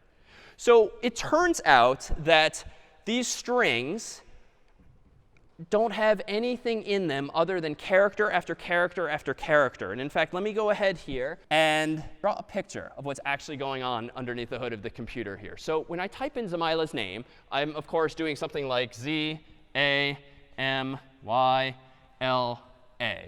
But where is that actually going? Well, we know now that inside of your computer is RAM or memory. And you can think of it like a grid. And honestly, I can think of this whole screen as just being in a different orientation, a grid of memory. So for instance, maybe we can divide it into rows and columns like this, not necessarily to scale. And it's more rows and columns. So on the screen here, I'm just dividing things into the individual bytes of memory that we saw a moment ago. And so indeed, underneath the hood of the computer is this layout of memory. The compiler has somehow figured out, or the program has somehow figured out where to put the Z and where the A, and then the M and the Y and the L and the A. But the key is that they're all contiguous, back to back to back. But the catch is, if I'm typing other words into my program, or scores into my program, or any data into my program, it's going to end up elsewhere in the computer's memory. So how do you know where Zamaila begins and where Zamaila ends, so to speak, in memory? Well, the variable called s essentially is here. There's some remembrance in the computer of where s begins. But there's no obvious way to know where Zamaila ends unless we ourselves tell the computer. So unbeknownst to us, anytime a computer is storing a string like Z-A-M-Y-L-A, turns out that it's not using 1, 2, 3, 4, 5, 6 characters. It's actually using 7 secretly. It's actually putting a special character of all zeros in the very last byte. Every byte is 8 bits, so it's putting secretly 8 zeros there. Or we can actually draw this more conventionally as \0 is what's called the null character, and it just means all zeros. So the length of the string Zamaila is 6, but how many bytes does it apparently take up, just to be clear? So it actually takes up 7. And this is kind of a secret implementation detail that we don't really have to care about, but eventually we will, because if we want to implement certain functionality, we're going to need to know what is actually going on. So for instance, let me go ahead and do this. Let me go ahead and create a program called strlen itself. So this is not a function, but a program called stringlength.c. Let me go ahead and include the CS50 library at the top. Let me go ahead and include standard.io.h. Let me go ahead and type out int main void. So all this is same as always. And then let me go ahead and prompt the user for, say, his or her name, like so. And then, you know what? Let me actually this time not just print their name out, because we've done that ad nauseum. Let's just count the number of letters in his or her name. So how could we do that? Well, we could just do this. Int n gets strlen of s, and then say printf, the length of your name is %i. And then we can plug in n, because that's the number we stored the length in. But to use strlen, I have to include what header file? String.h, which is the new one. So string.h. And now if I type this all correctly, make strlen. Good. Good. /Sterling. Let's try it. Zamila. Enter. OK, the length of her name is 6. But what is Sterling doing? Well, Sterling is just an abstraction for us that someone else wrote, and it's wonderfully convenient. But you know, we don't strictly need it. I can actually do this myself. If I understand what the computer is doing, I can implement this same functionality myself as follows. I can declare a variable called n and initialize it to 0. And then, you know what? I'm going to go ahead and do this. While s bracket n does not equal all zeros, but you don't write all zeros like this. You literally do this. That \0 to which I referred earlier in single quotes, that just means all zeros in the byte. And now I can go ahead and do n++. If unfamiliar with what this means, remember that this is just n equals n plus 1, but it's just a little more compact to say n++. And then I can print out the name of your n, the length of your name is %i, plugging in n. So why does this work? It's a little funky looking, but this is just demonstrating an understanding of what's going on underneath the proverbial hood. If n is initialized to 0, and I look at s bracket n, well, that's like looking at s bracket 0. And if the string s is Zamila, what is s bracket 0? Z. And then it does not equal \0. It equals z, obviously. So we increment n. So now n is 1. So what is s bracket 1 in Zamila's name? A, and so forth. And we get to Z, A, M, Y, L, A, then all zeros, the so-called null character, or \0. That, of course, does equal \0. So the loop stops, thereby leaving the total count or value of n at what it previously was, which was 6. So that's it. Like all underneath the hood, all we have is like memory laid out like this, top to bottom, left to right. And yet all of the functionality we've been using for a week now and henceforth just boils down to some relatively simple primitives. And if you understand those primitives, like you can do anything you want using the computer, both computationally code-wise, but also memory-wise. We can actually see, in fact, some of the stuff we looked at 2 weeks ago as follows. Let me go ahead and open up an example called ASCII 0. Recall that ASCII is the mapping between letters and numbers in a computer. And notice what this program is going to do. Let me go into this folder. Make ASCII 0, /ASCII 0, enter. The string shall be, let's say, Zamila, enter. Well, it turns out that if you actually look up the ASCII codes for Zamila's name, Z is 90, lowercase a is 97, M is 109, and so forth. There are those characters. And actually, we can play the same game we did last week. If I do this again on like hi, there's your 72, and there's your 73. Where is this coming from? Well, now that I know how to manipulate individual strings, notice what I can do. I can get a string from the user, just as we always have. I can iterate over the length of that string, albeit inefficiently, using Sterling here. And then notice this new feature today. I can now convert one data type to another. Because a char, a character, is just 8 bits, but presented in the context of characters. Byte is also just 8 bits that you could treat as an integer, a number, right? It's totally context sensitive. If you use Photoshop, if it's a graphic, if you use a text program, it's a message, and so forth. So you can, in code, change the context. So notice here, s bracket I is, of course, the ith character of Zamila's name, so Z or A or M or whatever. But I can convert that ith character to an integer doing what's called casting. You can literally, in parentheses, specify the data type you want to convert one data type to, and then store it in exactly that data type. So s bracket I, convert it to a number, then store it in an actual number variable, so I can print out its value. So C, this is show me the character, show me the letter, as by plugging in the character and then the letter. The character and the number that I've just converted it to. And you don't actually even have to be explicit. This is called explicit casting. Technically, we can do this implicitly too. C, and the computer knows that numbers are characters and characters are number. You don't have to be so pedantic and even do the explicit casting in parentheses. You can just do it implicitly with data types. And honestly, at this point, I don't even need the variable. I can get rid of this. And down here, I can literally just print the same thing twice, but tell printf to print the first is in the context of a character and the second in the context of an int, just treating the exact same bits differently. That's implicit casting. And it just demonstrates what we did in week 0 when we claimed that letters are numbers, and numbers can also be colors, and colors can be images, and so forth. Is this a question? Would have been useful for credit. Also, yes, that all comes back to credit. Well, yes, indeed. Other questions? All right, so what else can we actually do with this appreciation? So super simple feature that all of us surely take for granted if we even use it anymore these days. Google Docs, Microsoft Word, and such can like automatically capitalize words for you these days. Even your phone can do it nowadays to just sort of autocorrect your messages.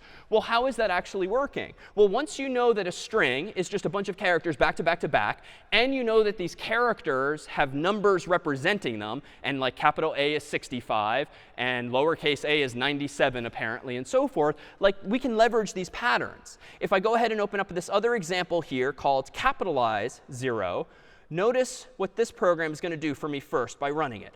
Make capitalize 0 / capitalize 0. Let me go ahead and type in Zamila's name just as before, but now it's all capitals. So this is a little extreme. Hopefully your phone is not capitalizing every letter, but you can imagine it capitalizing just the first if you wanted it.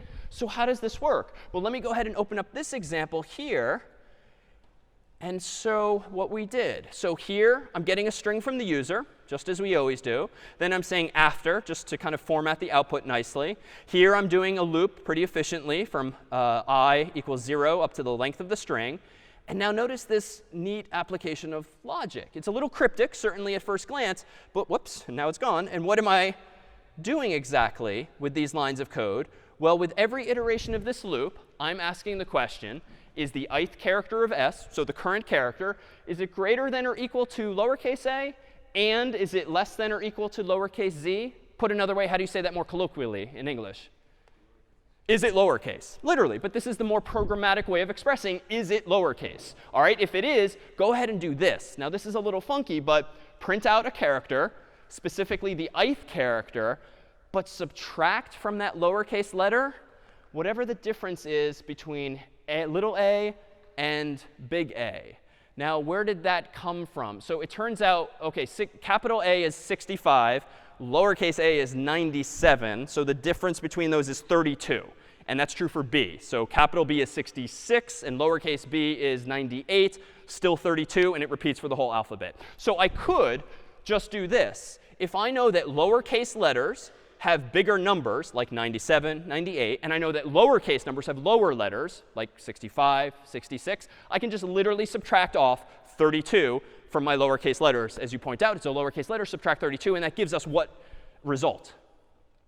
The capitalized version. It uppercases things for us. But honestly, this feels a little hackish that, like, OK, yes, I can do the math correctly. But you know what? It's better practice generally to abstract this away. Don't get into the weeds of counting how many characters are away from each other.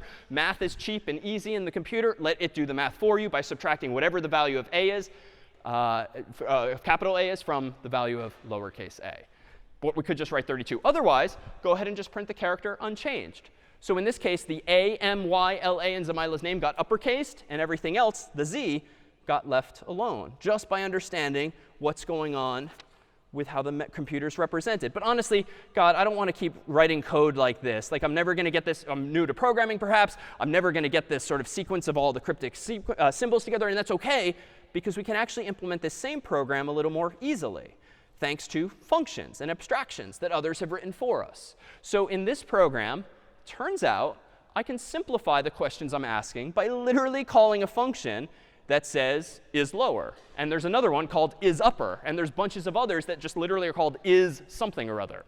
So is lower takes an argument like the ith character of s, and it just returns a bool, true or false. How is it implemented? Well, honestly, if we looked at the code that someone else wrote decades ago for is upper, odds are, or is lower, odds are he or she wrote code that looks almost like this. But we don't need to worry about that level of detail. We can just use his or her function. But how do we do that? Turns out that this function, and you would only know this by having been told or Googling or reading a reference, is in a library called ctype.h. And you need the header file called ctype.h in order to use it. And we'll almost always point you to references and documentation to explain that to you.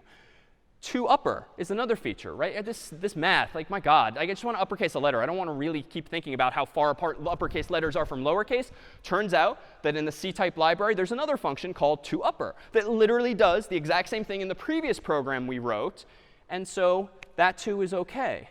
But you know what? This feels a little verbose it would be nice if I could really tighten this program up. So how does toUpper work? Well, it turns out some of you might be familiar with CS50 reference online, or web-based app that we have that helps you navigate available functions in C.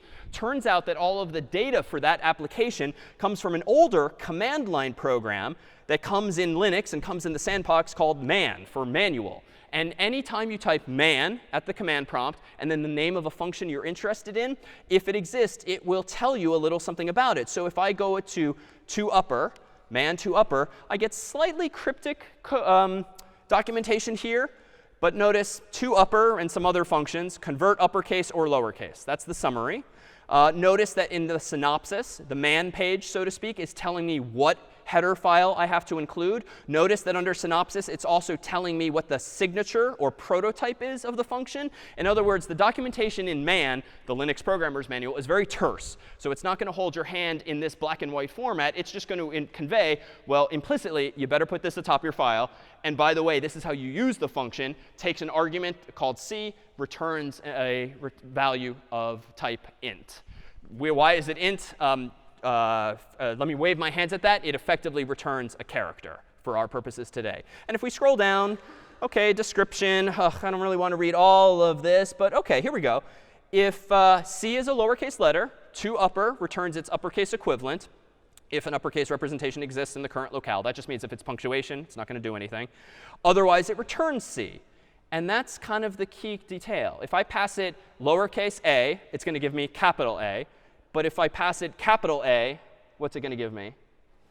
Also capital A. It returns the original character C. That's the only detail I cared about. Like when in doubt, like read the manual. And it might be a little cryptic. And this is why CS50 reference takes somewhat cryptic documentation and tries to simplify it into more human-friendly terms. But at the end of the day, these are the authoritative answers. And if I or one of the staff don't know, like we literally pull up the man page or CS50 reference to answer these kinds of questions. Now, what's the implication?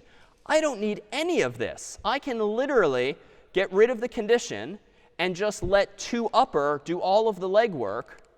And now my program is so much more compact than the previous versions were because I've read the documentation, I know what the function does, and I can let toUpper uppercase something or just pass it through unchanged. So again, better design because we're writing fewer lines of code that are just as clear. And so we can now actually tighten things up. Any questions on this particular approach? All right, so we're getting very low level. Now let's make these things more useful, right? Because clearly other people have solved some of these problems for us, as by having these functions and these the C-type library and the string library.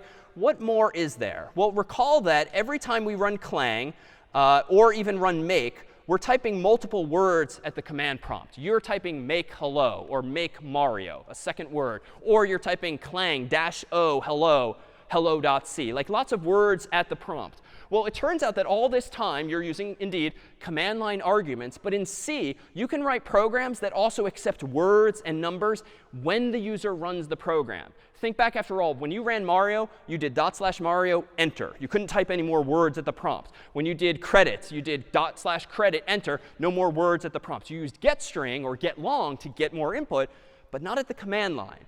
And it turns out that we can relatively simply in C, but it's a little cryptic at first glance. Let me go ahead and here pull up this signature here, which looks like this. This is the function that we're all used to by now for writing a main function. And up until now, we've said void. Main doesn't take any inputs. And indeed, it just runs. But it turns out if you change your existing programs or future programs not to say void, but to say int argc string argv. It's a little cryptic at first glance, but what's a recognizable symbol now?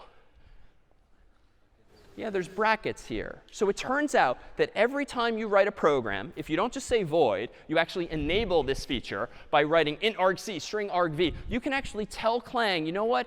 I want this program to accept one or more words or numbers after the name of the program. So I can do /hello David or /hello Zamila. I don't have to wait for the program to be running to use getString. And just as with the earlier example where you were able to chart an array, main is defined as taking an array called argv for historical reasons, argument vector. Vector means array. Argument vector bracket close bracket just means this contains one or more words. Each of which is a string. Argc is argument count. So this is the variable that main gets access to that tells it how many arguments, how many strings are actually in argv. So how can we use this in a useful way? Well, let me go ahead here and open up the sandbox. And let me go ahead and create a new file called, say, argv0, argv0.c. Again, argument vector, just list or array of arguments. And let me go ahead and, as usual, include CS50.h, include standard io.h, and then int main, not void, but int argc string argv, open bracket, close bracket. And even if that doesn't come naturally at first, it will eventually. And I'm going to do this. If the number of arguments passed in equals 2, then I'm going to go ahead and do this. Printf hello %s, comma, and here in the past I've typed a variable name, and I now actually have access to a variable. Go ahead and do argv bracket 1. Else, if the user does not type apparently 2 words, let me go ahead and just by default say hello world as we always have. Now what is this doing and how is it doing it? Well, let's quickly run it. So make argv0 /argv0 enter hello world. But if I do hello or the program would be better named if we called it hello, but Zamila, enter hello Zamila. If I change it to David, now I have access to David. If I David Malin, no, it doesn't support that. So what's going on? If you change main in any program or write to take these 2 arguments, argc and argv, of type string int and then an array of strings, argc tells you how many words were typed at the prompt. So if the human typed 2 words, I presume the first word is the name of the program, /argv0. The second word is presumably my name, if he or she is actually providing their name at the prompt. And so I print out argv bracket 1. Not 0, because that's the name of the program, but argv bracket 1. Else, down here, if the human doesn't provide just Zamila or just David or just one word more generally, I just print the default hello world. But what's neat about this now is notice that argv is an array of strings. What is a string? It's an array of characters. And so let's introduce one last piece of syntax that gets kind of powerful here. Let me go ahead and do this. Let me go ahead and in a new file here, argv1.c. Let me go ahead and paste this in, close this. Let me go ahead and do this. Rather than do this logical checking, let me do this. For, let's say, for int I gets 0, I is less than argc, I++, let's go ahead and 1 per line print out every word that the human just typed, just to reinforce that this is indeed what's going on. So argv bracket 0, save, make argv1, enter. And now let's go ahead and run this program, /argv1, David, Malin. OK, you see all 3 words. If we change it to Zamila, we see just those 2 words. If we change it to Zamila Chan, we see those 3 words. So we clearly have access to all of the words in the array. But let's take this one step further. Rather than just print out every word in the string, let's go ahead and do this. For int j gets 0, n equals the string length of the current argument, like this. J is less than n, j++, j++. Now let me go ahead and print out not the full string, but let me do, let me go ahead and print out this. Not a string, but a character in bracket I, bracket j, like this. All right, so what's going on? 1, this outer loop, and let's comment it, iterate over strings in argv. This inner loop, iterate over chars in argv bracket I. So the outer loop iterates over all of the strings in argv, and the inner loop, using a different variable, starting at 0, iterates over all of the characters in the ith argument, which itself is a string, so we can call string length on it. And then we do this up until n, which is the length of that string, and then we print out each character. So just to be clear, when I run argv1 and correct it, at first glance, why It's implicitly declaring library function Sterling. What's almost always the solution when you do this wrong? Yeah, so I forgot this. So include string.h. And help 50 would help with that as well. Let's recompile with make argv1. All right, when I run argv1 of, say, Zamila Chan, what am I going to see? Yeah. Is that the right intuition? I'm going to see Zamila Chan, but one character on each line, including the program's name. So in fact, let me scroll this up so it's a little bigger. Enter. OK, it's a little stupid, the program, but it does confirm that using arrays, do I have access not only to the words, but I can kind of have the second dimension. And within each word, I can get at each character within. And we do this, again, just by using not just single square brackets, but double. And again, just break this down into the first principles. What is this first bracket? This is the ith argument, the ith string in the array. And then if you take it further with bracket j, that gives you the jth character inside of this. Now, who cares about any of this kind of functionality? Well, let me scroll back and propose one application here. So recall that CS is really just problem solving. But suppose the problem that you want to solve is to actually pass a secret message in class or send someone a secret for whatever reason. Well, the input to that problem is generally called plain text, a message you want to send to that other person. You ideally want ciphertext to emerge from it, which is enciphered, scrambled, somehow encrypted information so that anyone in the room, like the teacher, can't just grab the note and read what you're sending to your secret crush or across the room or in any other context as well. But the problem is that if the message you want to send, say, is our old friend hi with an exclamation point, you could encode it in certain contexts as just 72, 73, 33. And I dare say most classes on campus, if you wrote on a piece of paper 72, 73, 33, passed it through the room, and whatever professor intercepts it, they're not going to know what you're saying anyway. But this is not a good system. This is not a crypto system. Why? It's not secure. What do you think? No? Yeah, people know the ASCII. Yeah, anyone has access to this, right? So long as you attend week 1 or 0 of CS50, or you just have general familiarity with ASCII, this is not this is just a code. I mean, ASCII is a system that maps letters to numbers, and anyone else who knows this code obviously knows what your message is because it's not a unique secret to you and the recipient. So that's probably not the best idea. Well, you can be a little more sophisticated. And this is back actually a photograph from World War I of a message that was sent from Germany to Mexico that was encoded in a very similar way. It wasn't using ASCII. The numbers, as you can perhaps glean from the photo, are actually much larger. But in this system, in a militaristic context, there was a code book. So similar in spirit to ASCII, where you have a column of numbers and a column of letters to which they correspond. A code book more generally has numbers and then maybe even letters or whole words that they correspond to, sometimes thousands of them, literally a really big book of codes. And so long as only, in this context, the Germans and the recipients, the Mexicans, had access to that same book, only they could encrypt and decrypt, or rather encode and decode information. Of course, in this very specific context, and you can read more about this in historical texts, this was intercepted, this message, seemingly innocuous, though definitely suspicious, looking with all these numbers, so therefore not innocuous.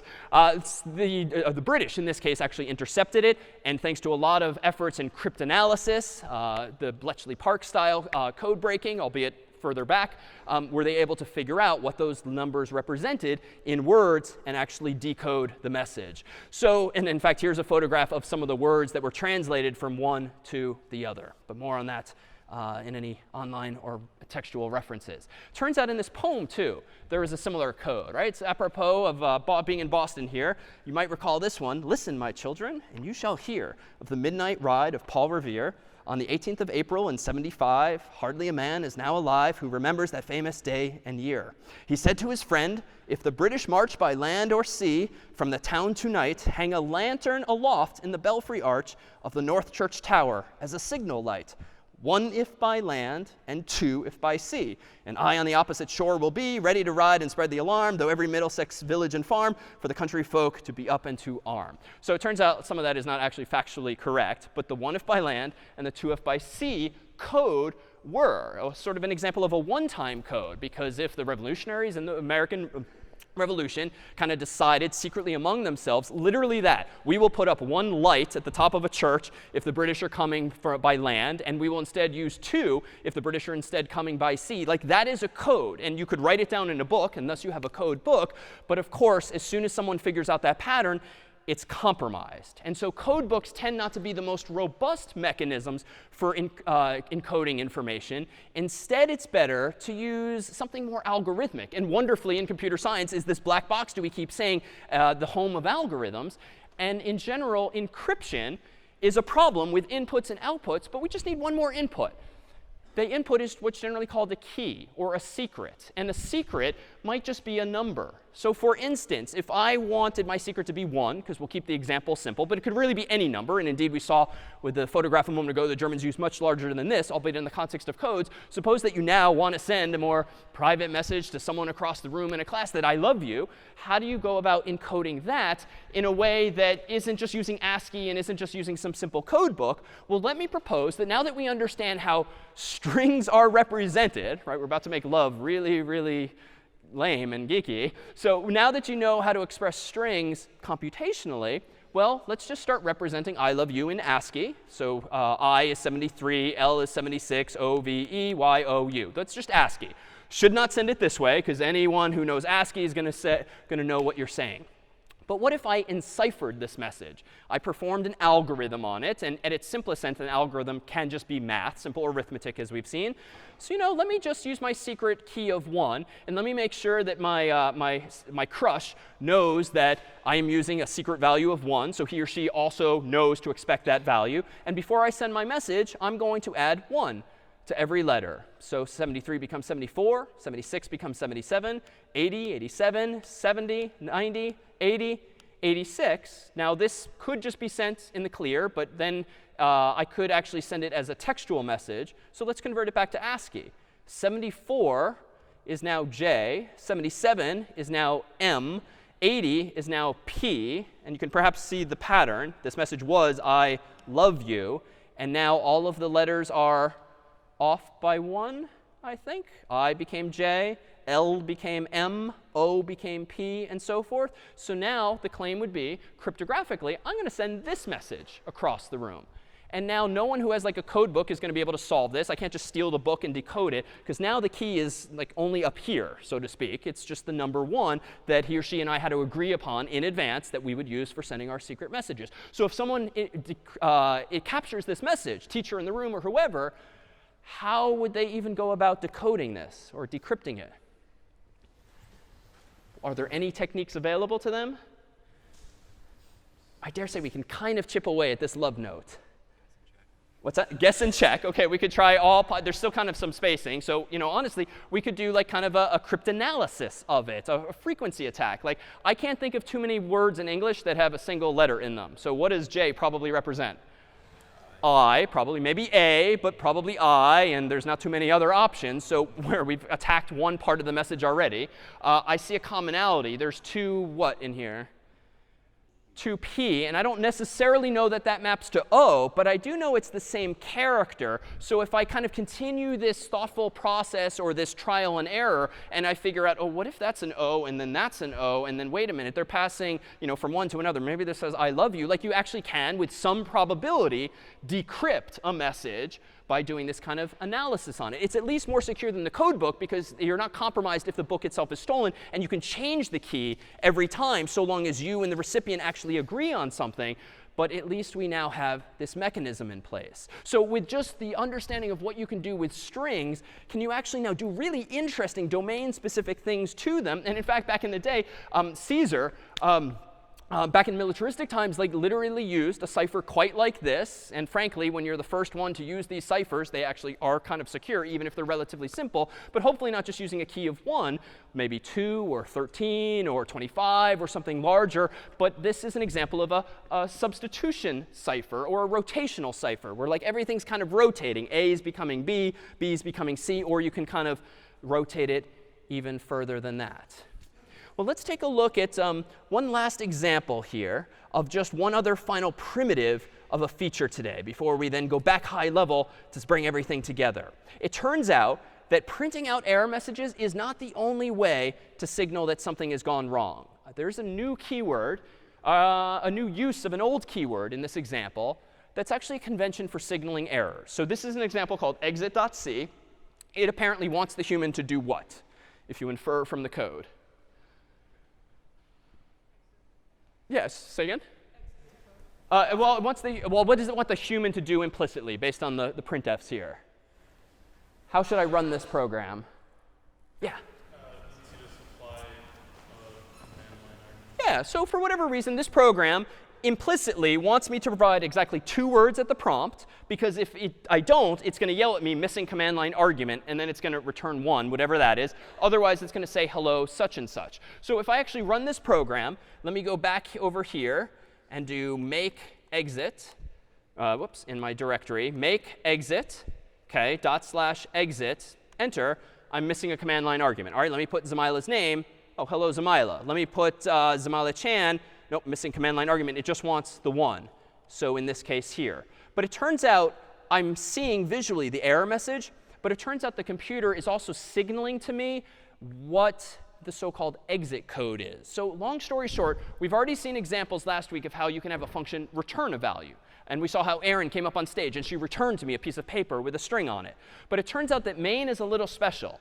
If main returns a value, like 1 or 0, you can actually see that, albeit in a kind of a non-obvious way. If I run exit, and I run it correctly with Zamila as the name, if I then type echo $? Of all things, enter, I will then see exactly what main returned with, which in this case is 0. Now let me try and be uncooperative. If I actually run just /exit with no word, I see missing command line argument. But if I do the same cryptic command, echo $?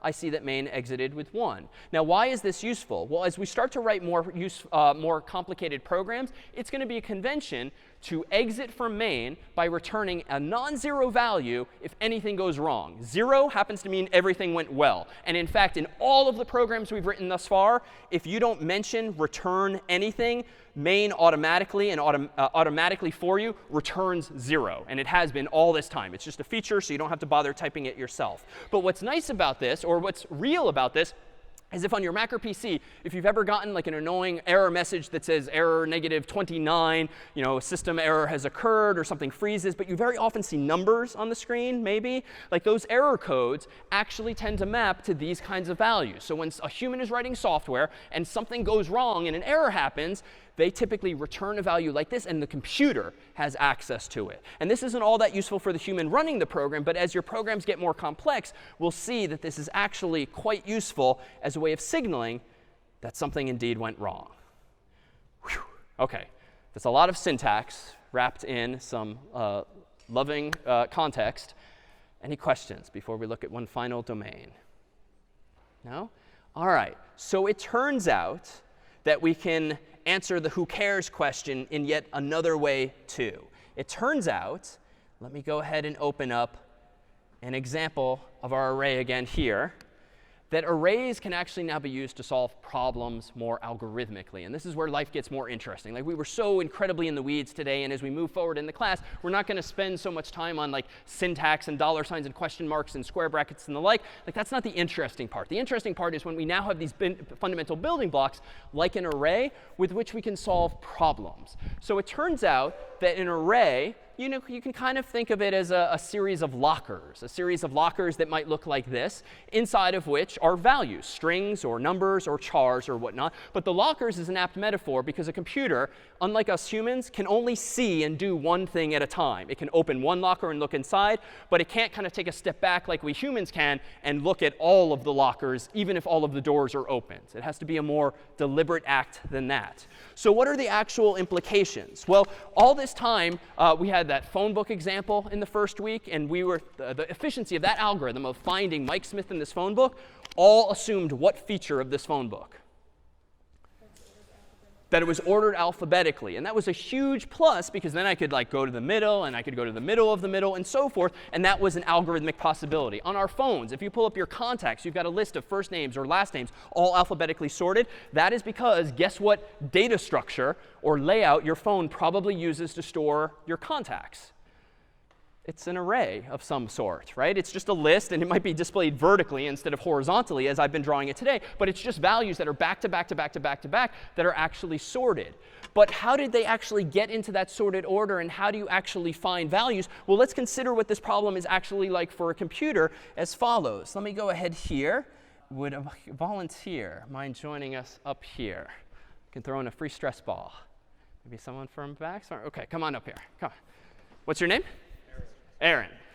All right, so Aaron's going to come on up. And I'm sorry? Oh, Eric. Nice to meet you. All right, come on over here. So Eric, normally I would ask you to find the number 23. But seeing as that's a little easy, can you go ahead and just find us the number 50 behind these doors, or really these yellow lockers? 8? Nope. 42? Nope. OK, pretty good. That's 3. 3 out of 7. So how would you get it so quickly? I guessed. OK, so he guessed. Is that the best algorithm that Eric could have used here? Well, I don't know. Yes? No? Why? Why yes? He has no other information. So yes, like that was the best you can do. But let me give you a little more information. You can stay here. And let me go ahead and reload the screen here. And let me go ahead and pull up a different set of doors. And now suppose that, much like the phone book and much like the phones are sorted, now these doors are sorted. And find us the number 50. All right, so good. What did you do that time? Well, I checked the first one, and if it was 50 is 116, so just. Right, so you jumped to the middle of you jumped to the middle initially, and then to the right half, and then technically, so we're technically off by 1, right? Because like binary search would have gone to the middle of the. That's OK, but very well done to Eric. Here, let me at least reinforce this with a stress ball.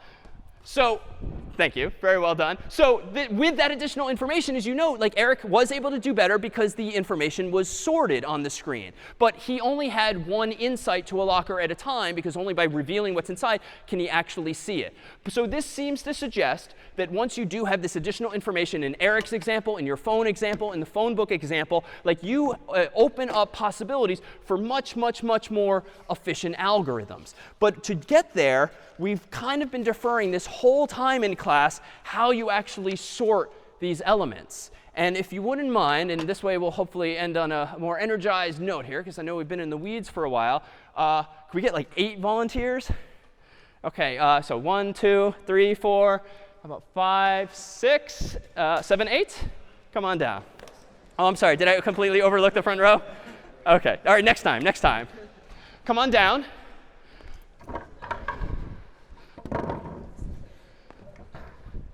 Oh, and Colton, do you mind meeting them over there instead? All right, come on up. What's your name? Kami. Kami. David, right over there. What's your name? Matt. David. Juhei. David. Max. Nice to meet you. James. James, nice to see you. Here, I'll get more chairs. What's your name? Peyton. Peyton. David. And 2 more. Actually, can one of you come down to this end here? What's your name? I'm Andrea. Andrea. Nice to see you. And your name? Hi, Pico. Pico. David, nice to see you. OK, Colton has a T-shirt for each of you, very Harvard-esque here. And each of these shirts, as you're about to see, has a number on it. And that number is, I'll go ahead and put them on if you wouldn't mind. OK, thank you so much. So I dare say we've arranged our humans, much like the lockers, in an array. Like we have humans back to back to back to back. But this is actually both a blessing and a constraint, because we only have 8 chairs. So there's really not much room here. So we're confined to just this space here. And I see we have a 4, 8, 5, 2, 3, 1, 6, 7. So this is great. Like they are unsorted by definition. It's pretty random. So that's great. So let's just start off by this. Sort yourselves from 1 to 8, please.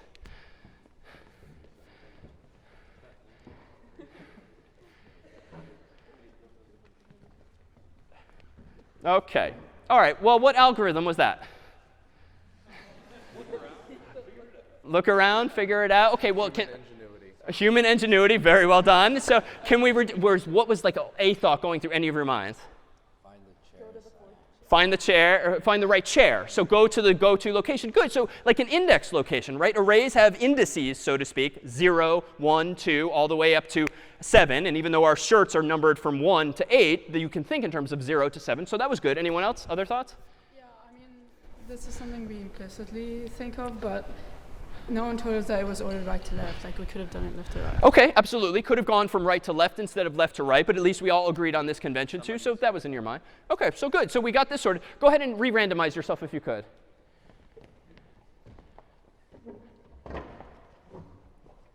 And what algorithm was this? Just random awkwardness. OK, so that's fine. So it looks pretty random. That'll do. Let's see if we can now reduce the process of sorting to something a little more algorithmic so that, one, we can be sure we're correct and not just kind of get lucky that everyone kind of figured it out and no one was left out. And two, then start to think about how efficient it is, right? Because if we've been gaining so much efficiency for the phone book, for our context, for Eric coming up, like we really should have been asking the whole time, sure, you save time with binary search and divide and conquer, but how much did it cost you to get to a point where you can use binary search and divide and conquer? Because sorting, if it's super, super, super expensive and time consuming, maybe it's a net negative, and you might as well just search the whole list rather than ever sort anything. All right, so let's see here. 6 and 5. I don't like this. Why? 6 supposed to come after 5. And so can we fix this, please? All right, and then let's see. OK, 6 and 1. Don't really like this. Can we fix this? Very nice. 6 and 3. OK, you really got the short end of the stick here. So 6 and 3. Could we fix this? And 6. Yeah, OK. OK. 6 and 7. Good. All right. So that's pretty good. 7 and 8. Nice. 8 and 4. Sorry. Could we switch here? All right. And then 8 and 2. OK. Could we switch here? OK. And let me ask a somewhat rhetorical question. OK. Am I done? OK, no, obviously not. But I did fix some problems, right? I fixed some transpositions, numbers being out of order. And in fact, what's your name again? Kami. Kami kind of bubbled to the right here, if you will. Like you were kind of farther down, and now you're over here. And like the smaller numbers kind of, yeah, 1, like, my God, like he kind of bubbled his way this way. So like things are percolating in some sense, and that's a good thing. And so, you know, let me try to fix some remaining problems. So 1 and 5, good. Oh, 3 and 5, could you switch? 5 and 6. OK, 6 and 7. 7 and 4, could you switch? OK. And 7 and 2, could you switch? And now I don't have to speak with Kami again because we know you're in the right place. So I actually don't have to do quite as much work this time, which is kind of nice. But am I done? Like, no, obviously not. But what's the pattern now? Like, what's the fundamental primitive? If I just compare pairwise humans and numbers, I can slightly improve the situation each time by just swapping them. And each time, now, I'm sorry, Pico is in number 7's place. I don't have to talk to him anymore because he's now bubbled his way all the way up to the top. So even though I'm doing the same thing again and again, and looping again and again isn't always the best thing, so long as you're looping fewer and fewer times, I will eventually stop, it would seem, because 6 is going to eventually go in the right place, and then 5, and then 4, and so forth. So if we can just finish this algorithm, good, good, good, not good. OK, 6 and 2, not good. If you could swap. OK, what's your name again? Peyton. Peyton is now in the right place. I have even less work now ahead of me. So if I can just continue this process, 1 and 3, 3 and 5, 4 and 5. OK, and then 2 and 5. And then what's your name again? Matt. Matt is now in the right place. Even less work. We're almost there. 1 and 3, 3 and 4, 4 and 2. If you could swap. OK, almost done. And 1 and 3, 3 and 2. If you could swap. Nice. So this is interesting. It would seem that, you know, in the first place, I kind of compared 7 pairs of people. And then the next time I went through, I compared how many pairs of people maximally. Just 6, right? Because we were able to leave Kami out, and then we were able to leave Pico out, and then Peyton. And so the number of comparisons I was doing was getting fewer and fewer. So that feels pretty good. But you know what? Before we even analyze that, can you just randomize yourselves again? Any human algorithm is fine. Let's try one other approach, because this feels kind of non-obvious, right? I was fixing things, but I had to keep fixing things again and again. Let me try to take a bigger bite out of the problem this time by just selecting the smallest person. OK, so your name again is? Juhei. Number 2, that's a pretty small number, so I'm going to remember that in sort of a mental variable. 4, no, you're too big, too big, too big, too big. Oh, what was your name again? James. James is a 1. That's pretty nice. Let me keep checking. OK, James in my mental variable is the smallest number. I know I want him at the beginning, so if you wouldn't mind coming with me. And I'm sorry, we don't have room for you anymore. If you could just, oh, you know what? Could you all just shuffle down? Well, I don't know if I like that. That's a lot of work, right? Moving all these values. Let's not do that. Let's not do that. Number 2, could you mind just going where James was? OK. So I've kind of made the problem a little worse, and that now number 2 is farther away from the goal. But I could have gotten lucky, and maybe she was number 7 or 8. And so let me just claim that on average, just evicting the person is going to kind of be a wash and average out. But now James is in the right place. Done. Now I have a problem that's of size 7. So let me select the next smallest person. 4 is the next smallest, not 8, not 5, not 7. Ooh, 2, not 3, 6. OK, so you're back in the game. All right, come on back. And can we evict number 4? And on this algorithm, if you will, I just iteratively select the smallest person. I'm not comparing everyone in quite the same way and swapping them pairwise. I'm doing kind of more macroscopic swaps. So now I'm going to look for the next smallest, which is 3, if you wouldn't mind popping it on here. Kami, we have to unfortunately evict you, but that works out to our favor. Let me look for the next smallest, which is 4. OK, you're back in. Come on down. Swap with 5. OK, now I'm looking for 5. Hey, 5, there you are. OK, so go here. OK, looking for 6. Oh, 6, a little bit of a shuffle. OK, and now looking for 7. Oh, 7, if you could go here. But notice I'm not going back. And this is what's important. Like my steps are getting shorter and shorter. My remaining steps are getting shorter and shorter. And now we've actually sorted all of these humans. So 2 fundamentally different ways, but they're both comparative in nature because I'm comparing these characters again and again and again and swapping them if they're out of order. Or I'm at a higher level going through and swapping them again and again and again. But how many steps am I taking each time? Even though I was doing fewer and fewer and I wasn't doubling back, the first time I was doing like n-1 comparisons.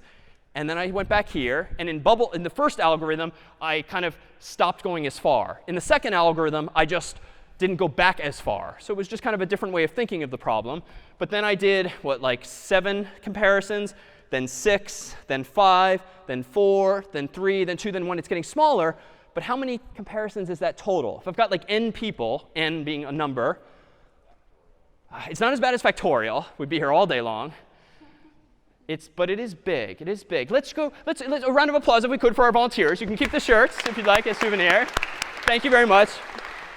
Let me see if we can't just kind of quantify that. Thank you so much. And see how we actually got to that point. If I go ahead and pull up, not our lockers, but our answers here, let me propose that what we just did was essentially 2 algorithms. One has a name bubble, and I was kind of deliberately kind of shoehorning the word in there. Bubble sort is just that comparative sort, pair by pair, fixing tiny little mistakes. But we needed to do it again and again and again. So those steps kind of add up, but we can express them as pseudocode. So in pseudocode, and you can write this any number of ways, I might just do the following. Just keep doing the following until there's no remaining swaps. From 0 to n-2, which is just n is the total number of humans. n-2 is go up from that person to this person, because I want to compare him or her against the person next to them. So I don't want to accidentally do this. That's why it's n-2 at the end here. Then I want to go ahead and if the ith and the ith plus 1 elements are out of order, swap them. So that's why I was asking our human volunteers to exchange places. And then just keep doing that until there's no one left to swap. And by definition, everyone is in order. Meanwhile, the second algorithm has a conventional name of selection sort. Selection sort is literally just that, where you actually select the smallest person or number of interest to you iteratively again and again. And the number keeps getting bigger, but you start ignoring the people who you've already put into place. So the problem, similarly, is getting smaller and smaller. Just like in bubble sort, it was getting more and more sorted. The pseudocode for selection sort might look like this. For I from 0 to n-1, so that's 0 in an array, and this is n-1, just keep looking for the smallest element between those 2 chairs, and then pull that person out, and then just evict whoever's there. Swap them, but not necessarily adjacently, just as far away as is necessary. And in this way, I keep turning my back on more and more people because they are then in place. So 2 different framings of the problem, but it turns out they're actually both the same number of steps, give or take. It turns out they're roughly the same number of steps, even though it's a different way of thinking about it. Because if I think about bubble sort, the first iteration, for instance, let's consider selection sort even. In selection sort, how many comparisons did I have to do? Well, once I found my smallest element, I had to compare them against everyone else. So that's n-1 comparisons the first time. So n-1 on the board. Then I can ignore them because they're behind me now. So now I have how many comparisons left out of n people? n minus 2, because I subtracted 1, then again n minus 3, then n minus 4, all the way down to just one person remaining. So I'll express that sort of generally mathematically like this. So n minus 1 plus n minus 2 plus whatever, plus one final comparison, whatever that is. It turns out that if you actually read the back of the math book or your physics textbooks where they have those little cheat sheets as to what these recurrences are, turns out that n minus 1 plus n minus 2 plus n minus 3 and so forth can be expressed more succinctly as literally just n times n minus 1 divided by 2. And if you don't recall that, that's OK. I always look these things up as well. But that's true. Fact. So what does that equal out to? Well, that's like n squared minus n if you just multiply it out. And then if you divide the 2, then it's n squared divided by 2 minus n over 2. So that's the total number of steps. And I could actually plug this in. We could plug in 8, do the math, and get the total number of comparisons that I was verbally kind of rattling off. So is that a big deal?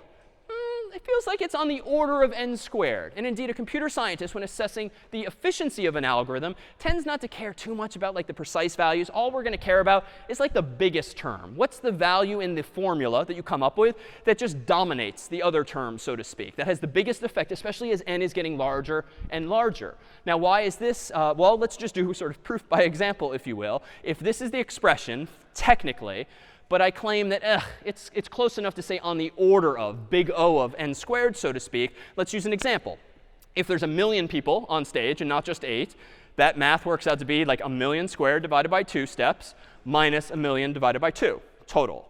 So what does that actually work out to be? Well, that's 500 billion minus 500,000. And what does that work out to be? Well, that's 499 billion, 999 million, 500,000. That feels pretty darn close to like n squared. I mean, that's a drop in the bucket to subtract 500,000 from 500 billion. So you know what?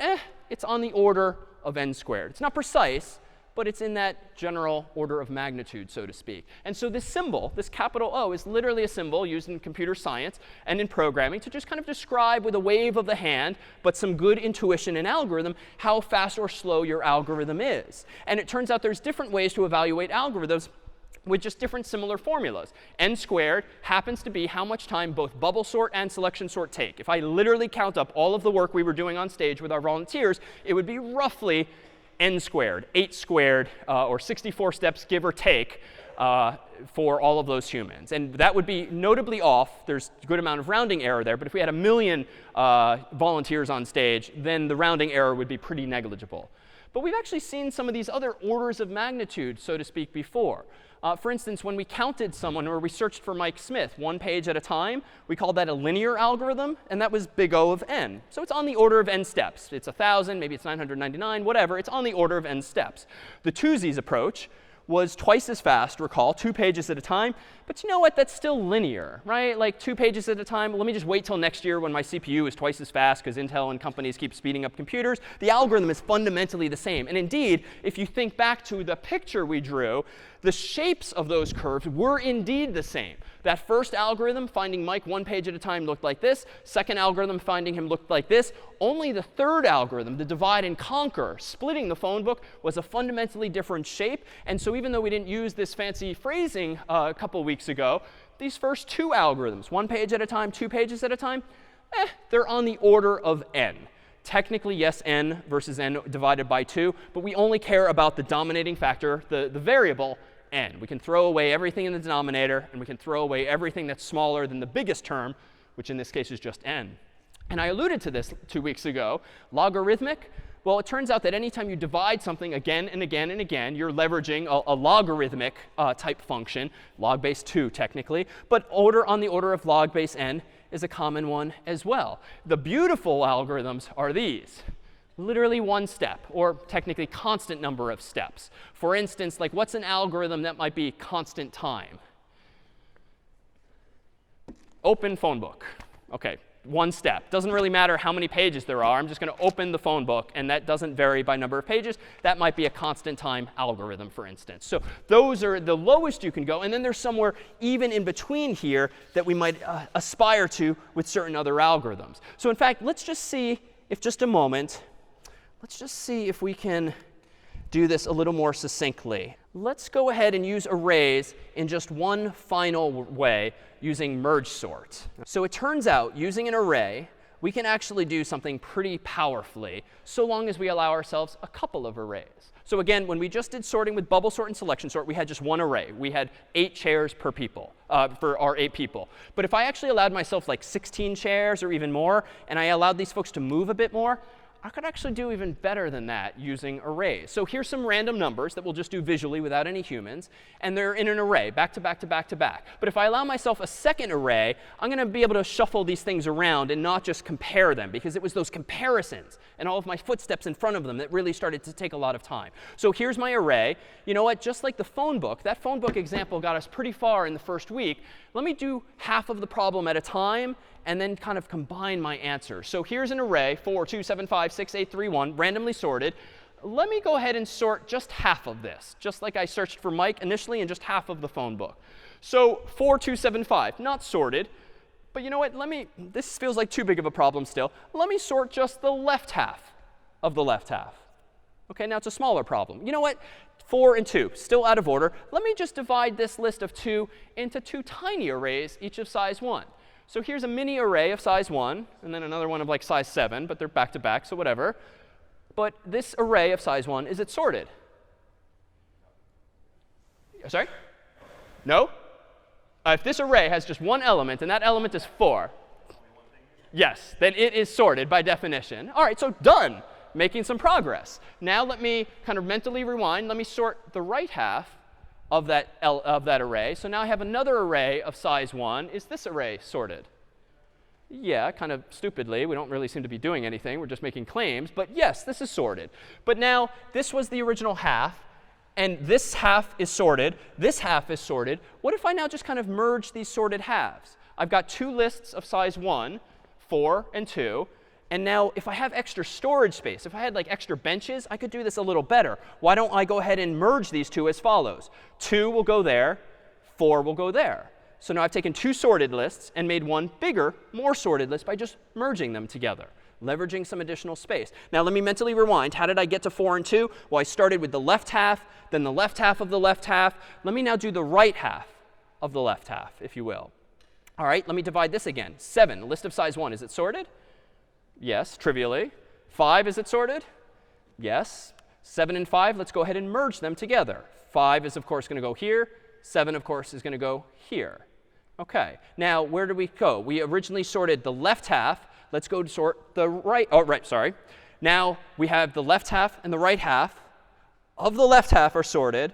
Let's go ahead and merge these. We have 2 lists now of size 2. 2, 4 and 5, 7, both of which are sorted. If I now merge 2, 4 and 5, 7, which element should come first in the new longer list, obviously? 2, and then 4, and 5, and then 7. That wasn't much of anything. But OK, we're just using a little more space in our array. Now what comes next? Now let's do the right half. Again, we started by taking the whole problem, doing the left half of the left half, the left half of the left half of the left half.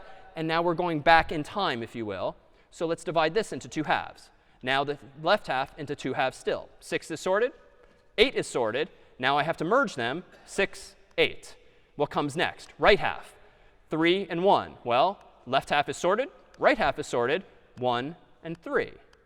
All right, now how do I merge these? 6, 8, 1, 3. Which element should obviously come first?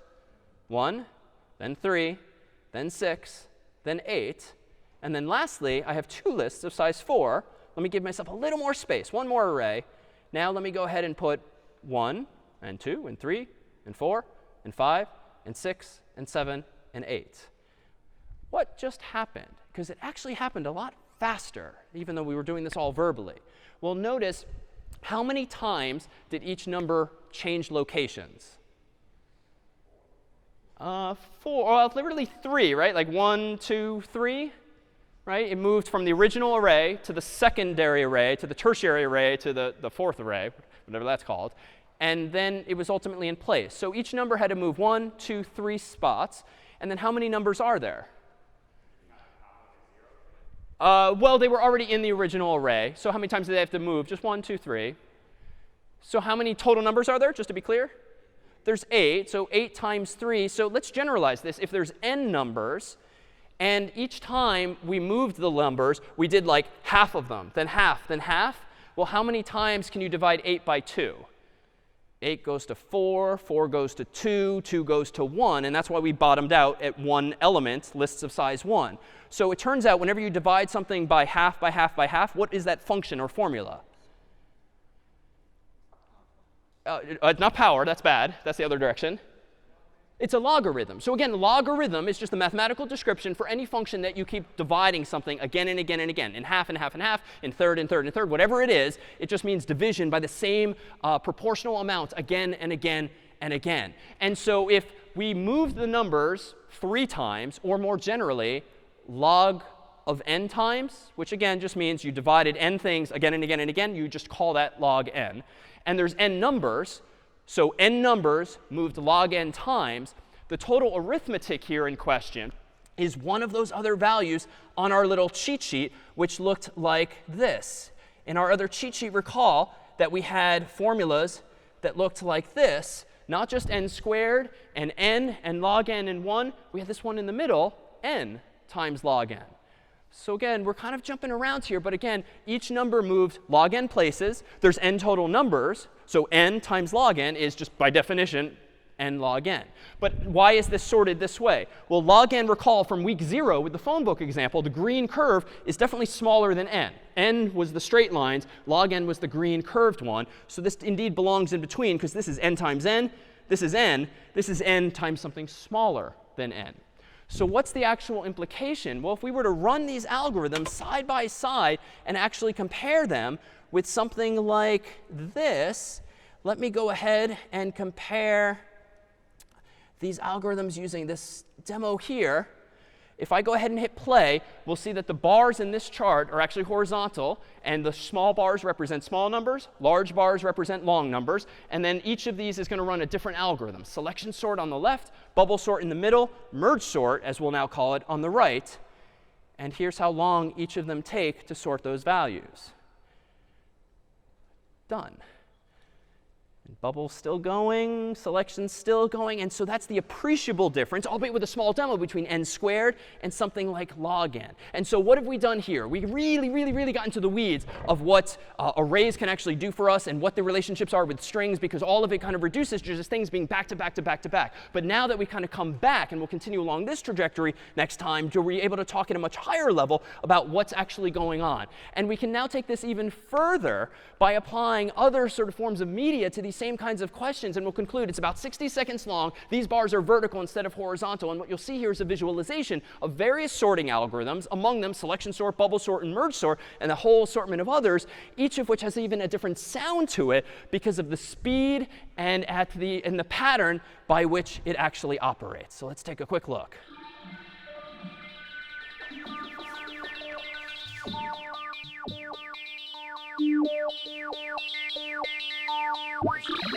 This is bubble sort. And you can see how the larger elements are indeed bubbling up to the top. You can kind of hear the periodicity or the cycle that it's going in.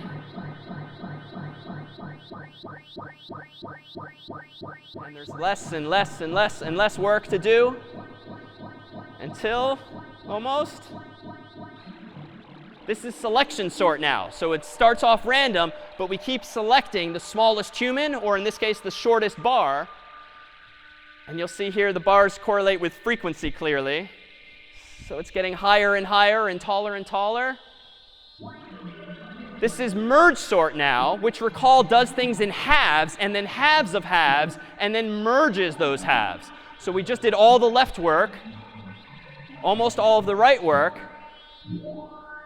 That one's very gratifying.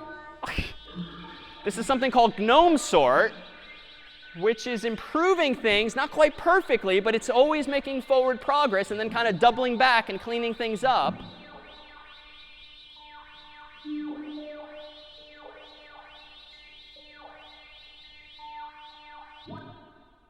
That was a lot. Let's call it a day. I'll stick around for one-on-one questions. We'll see you next time. Okay.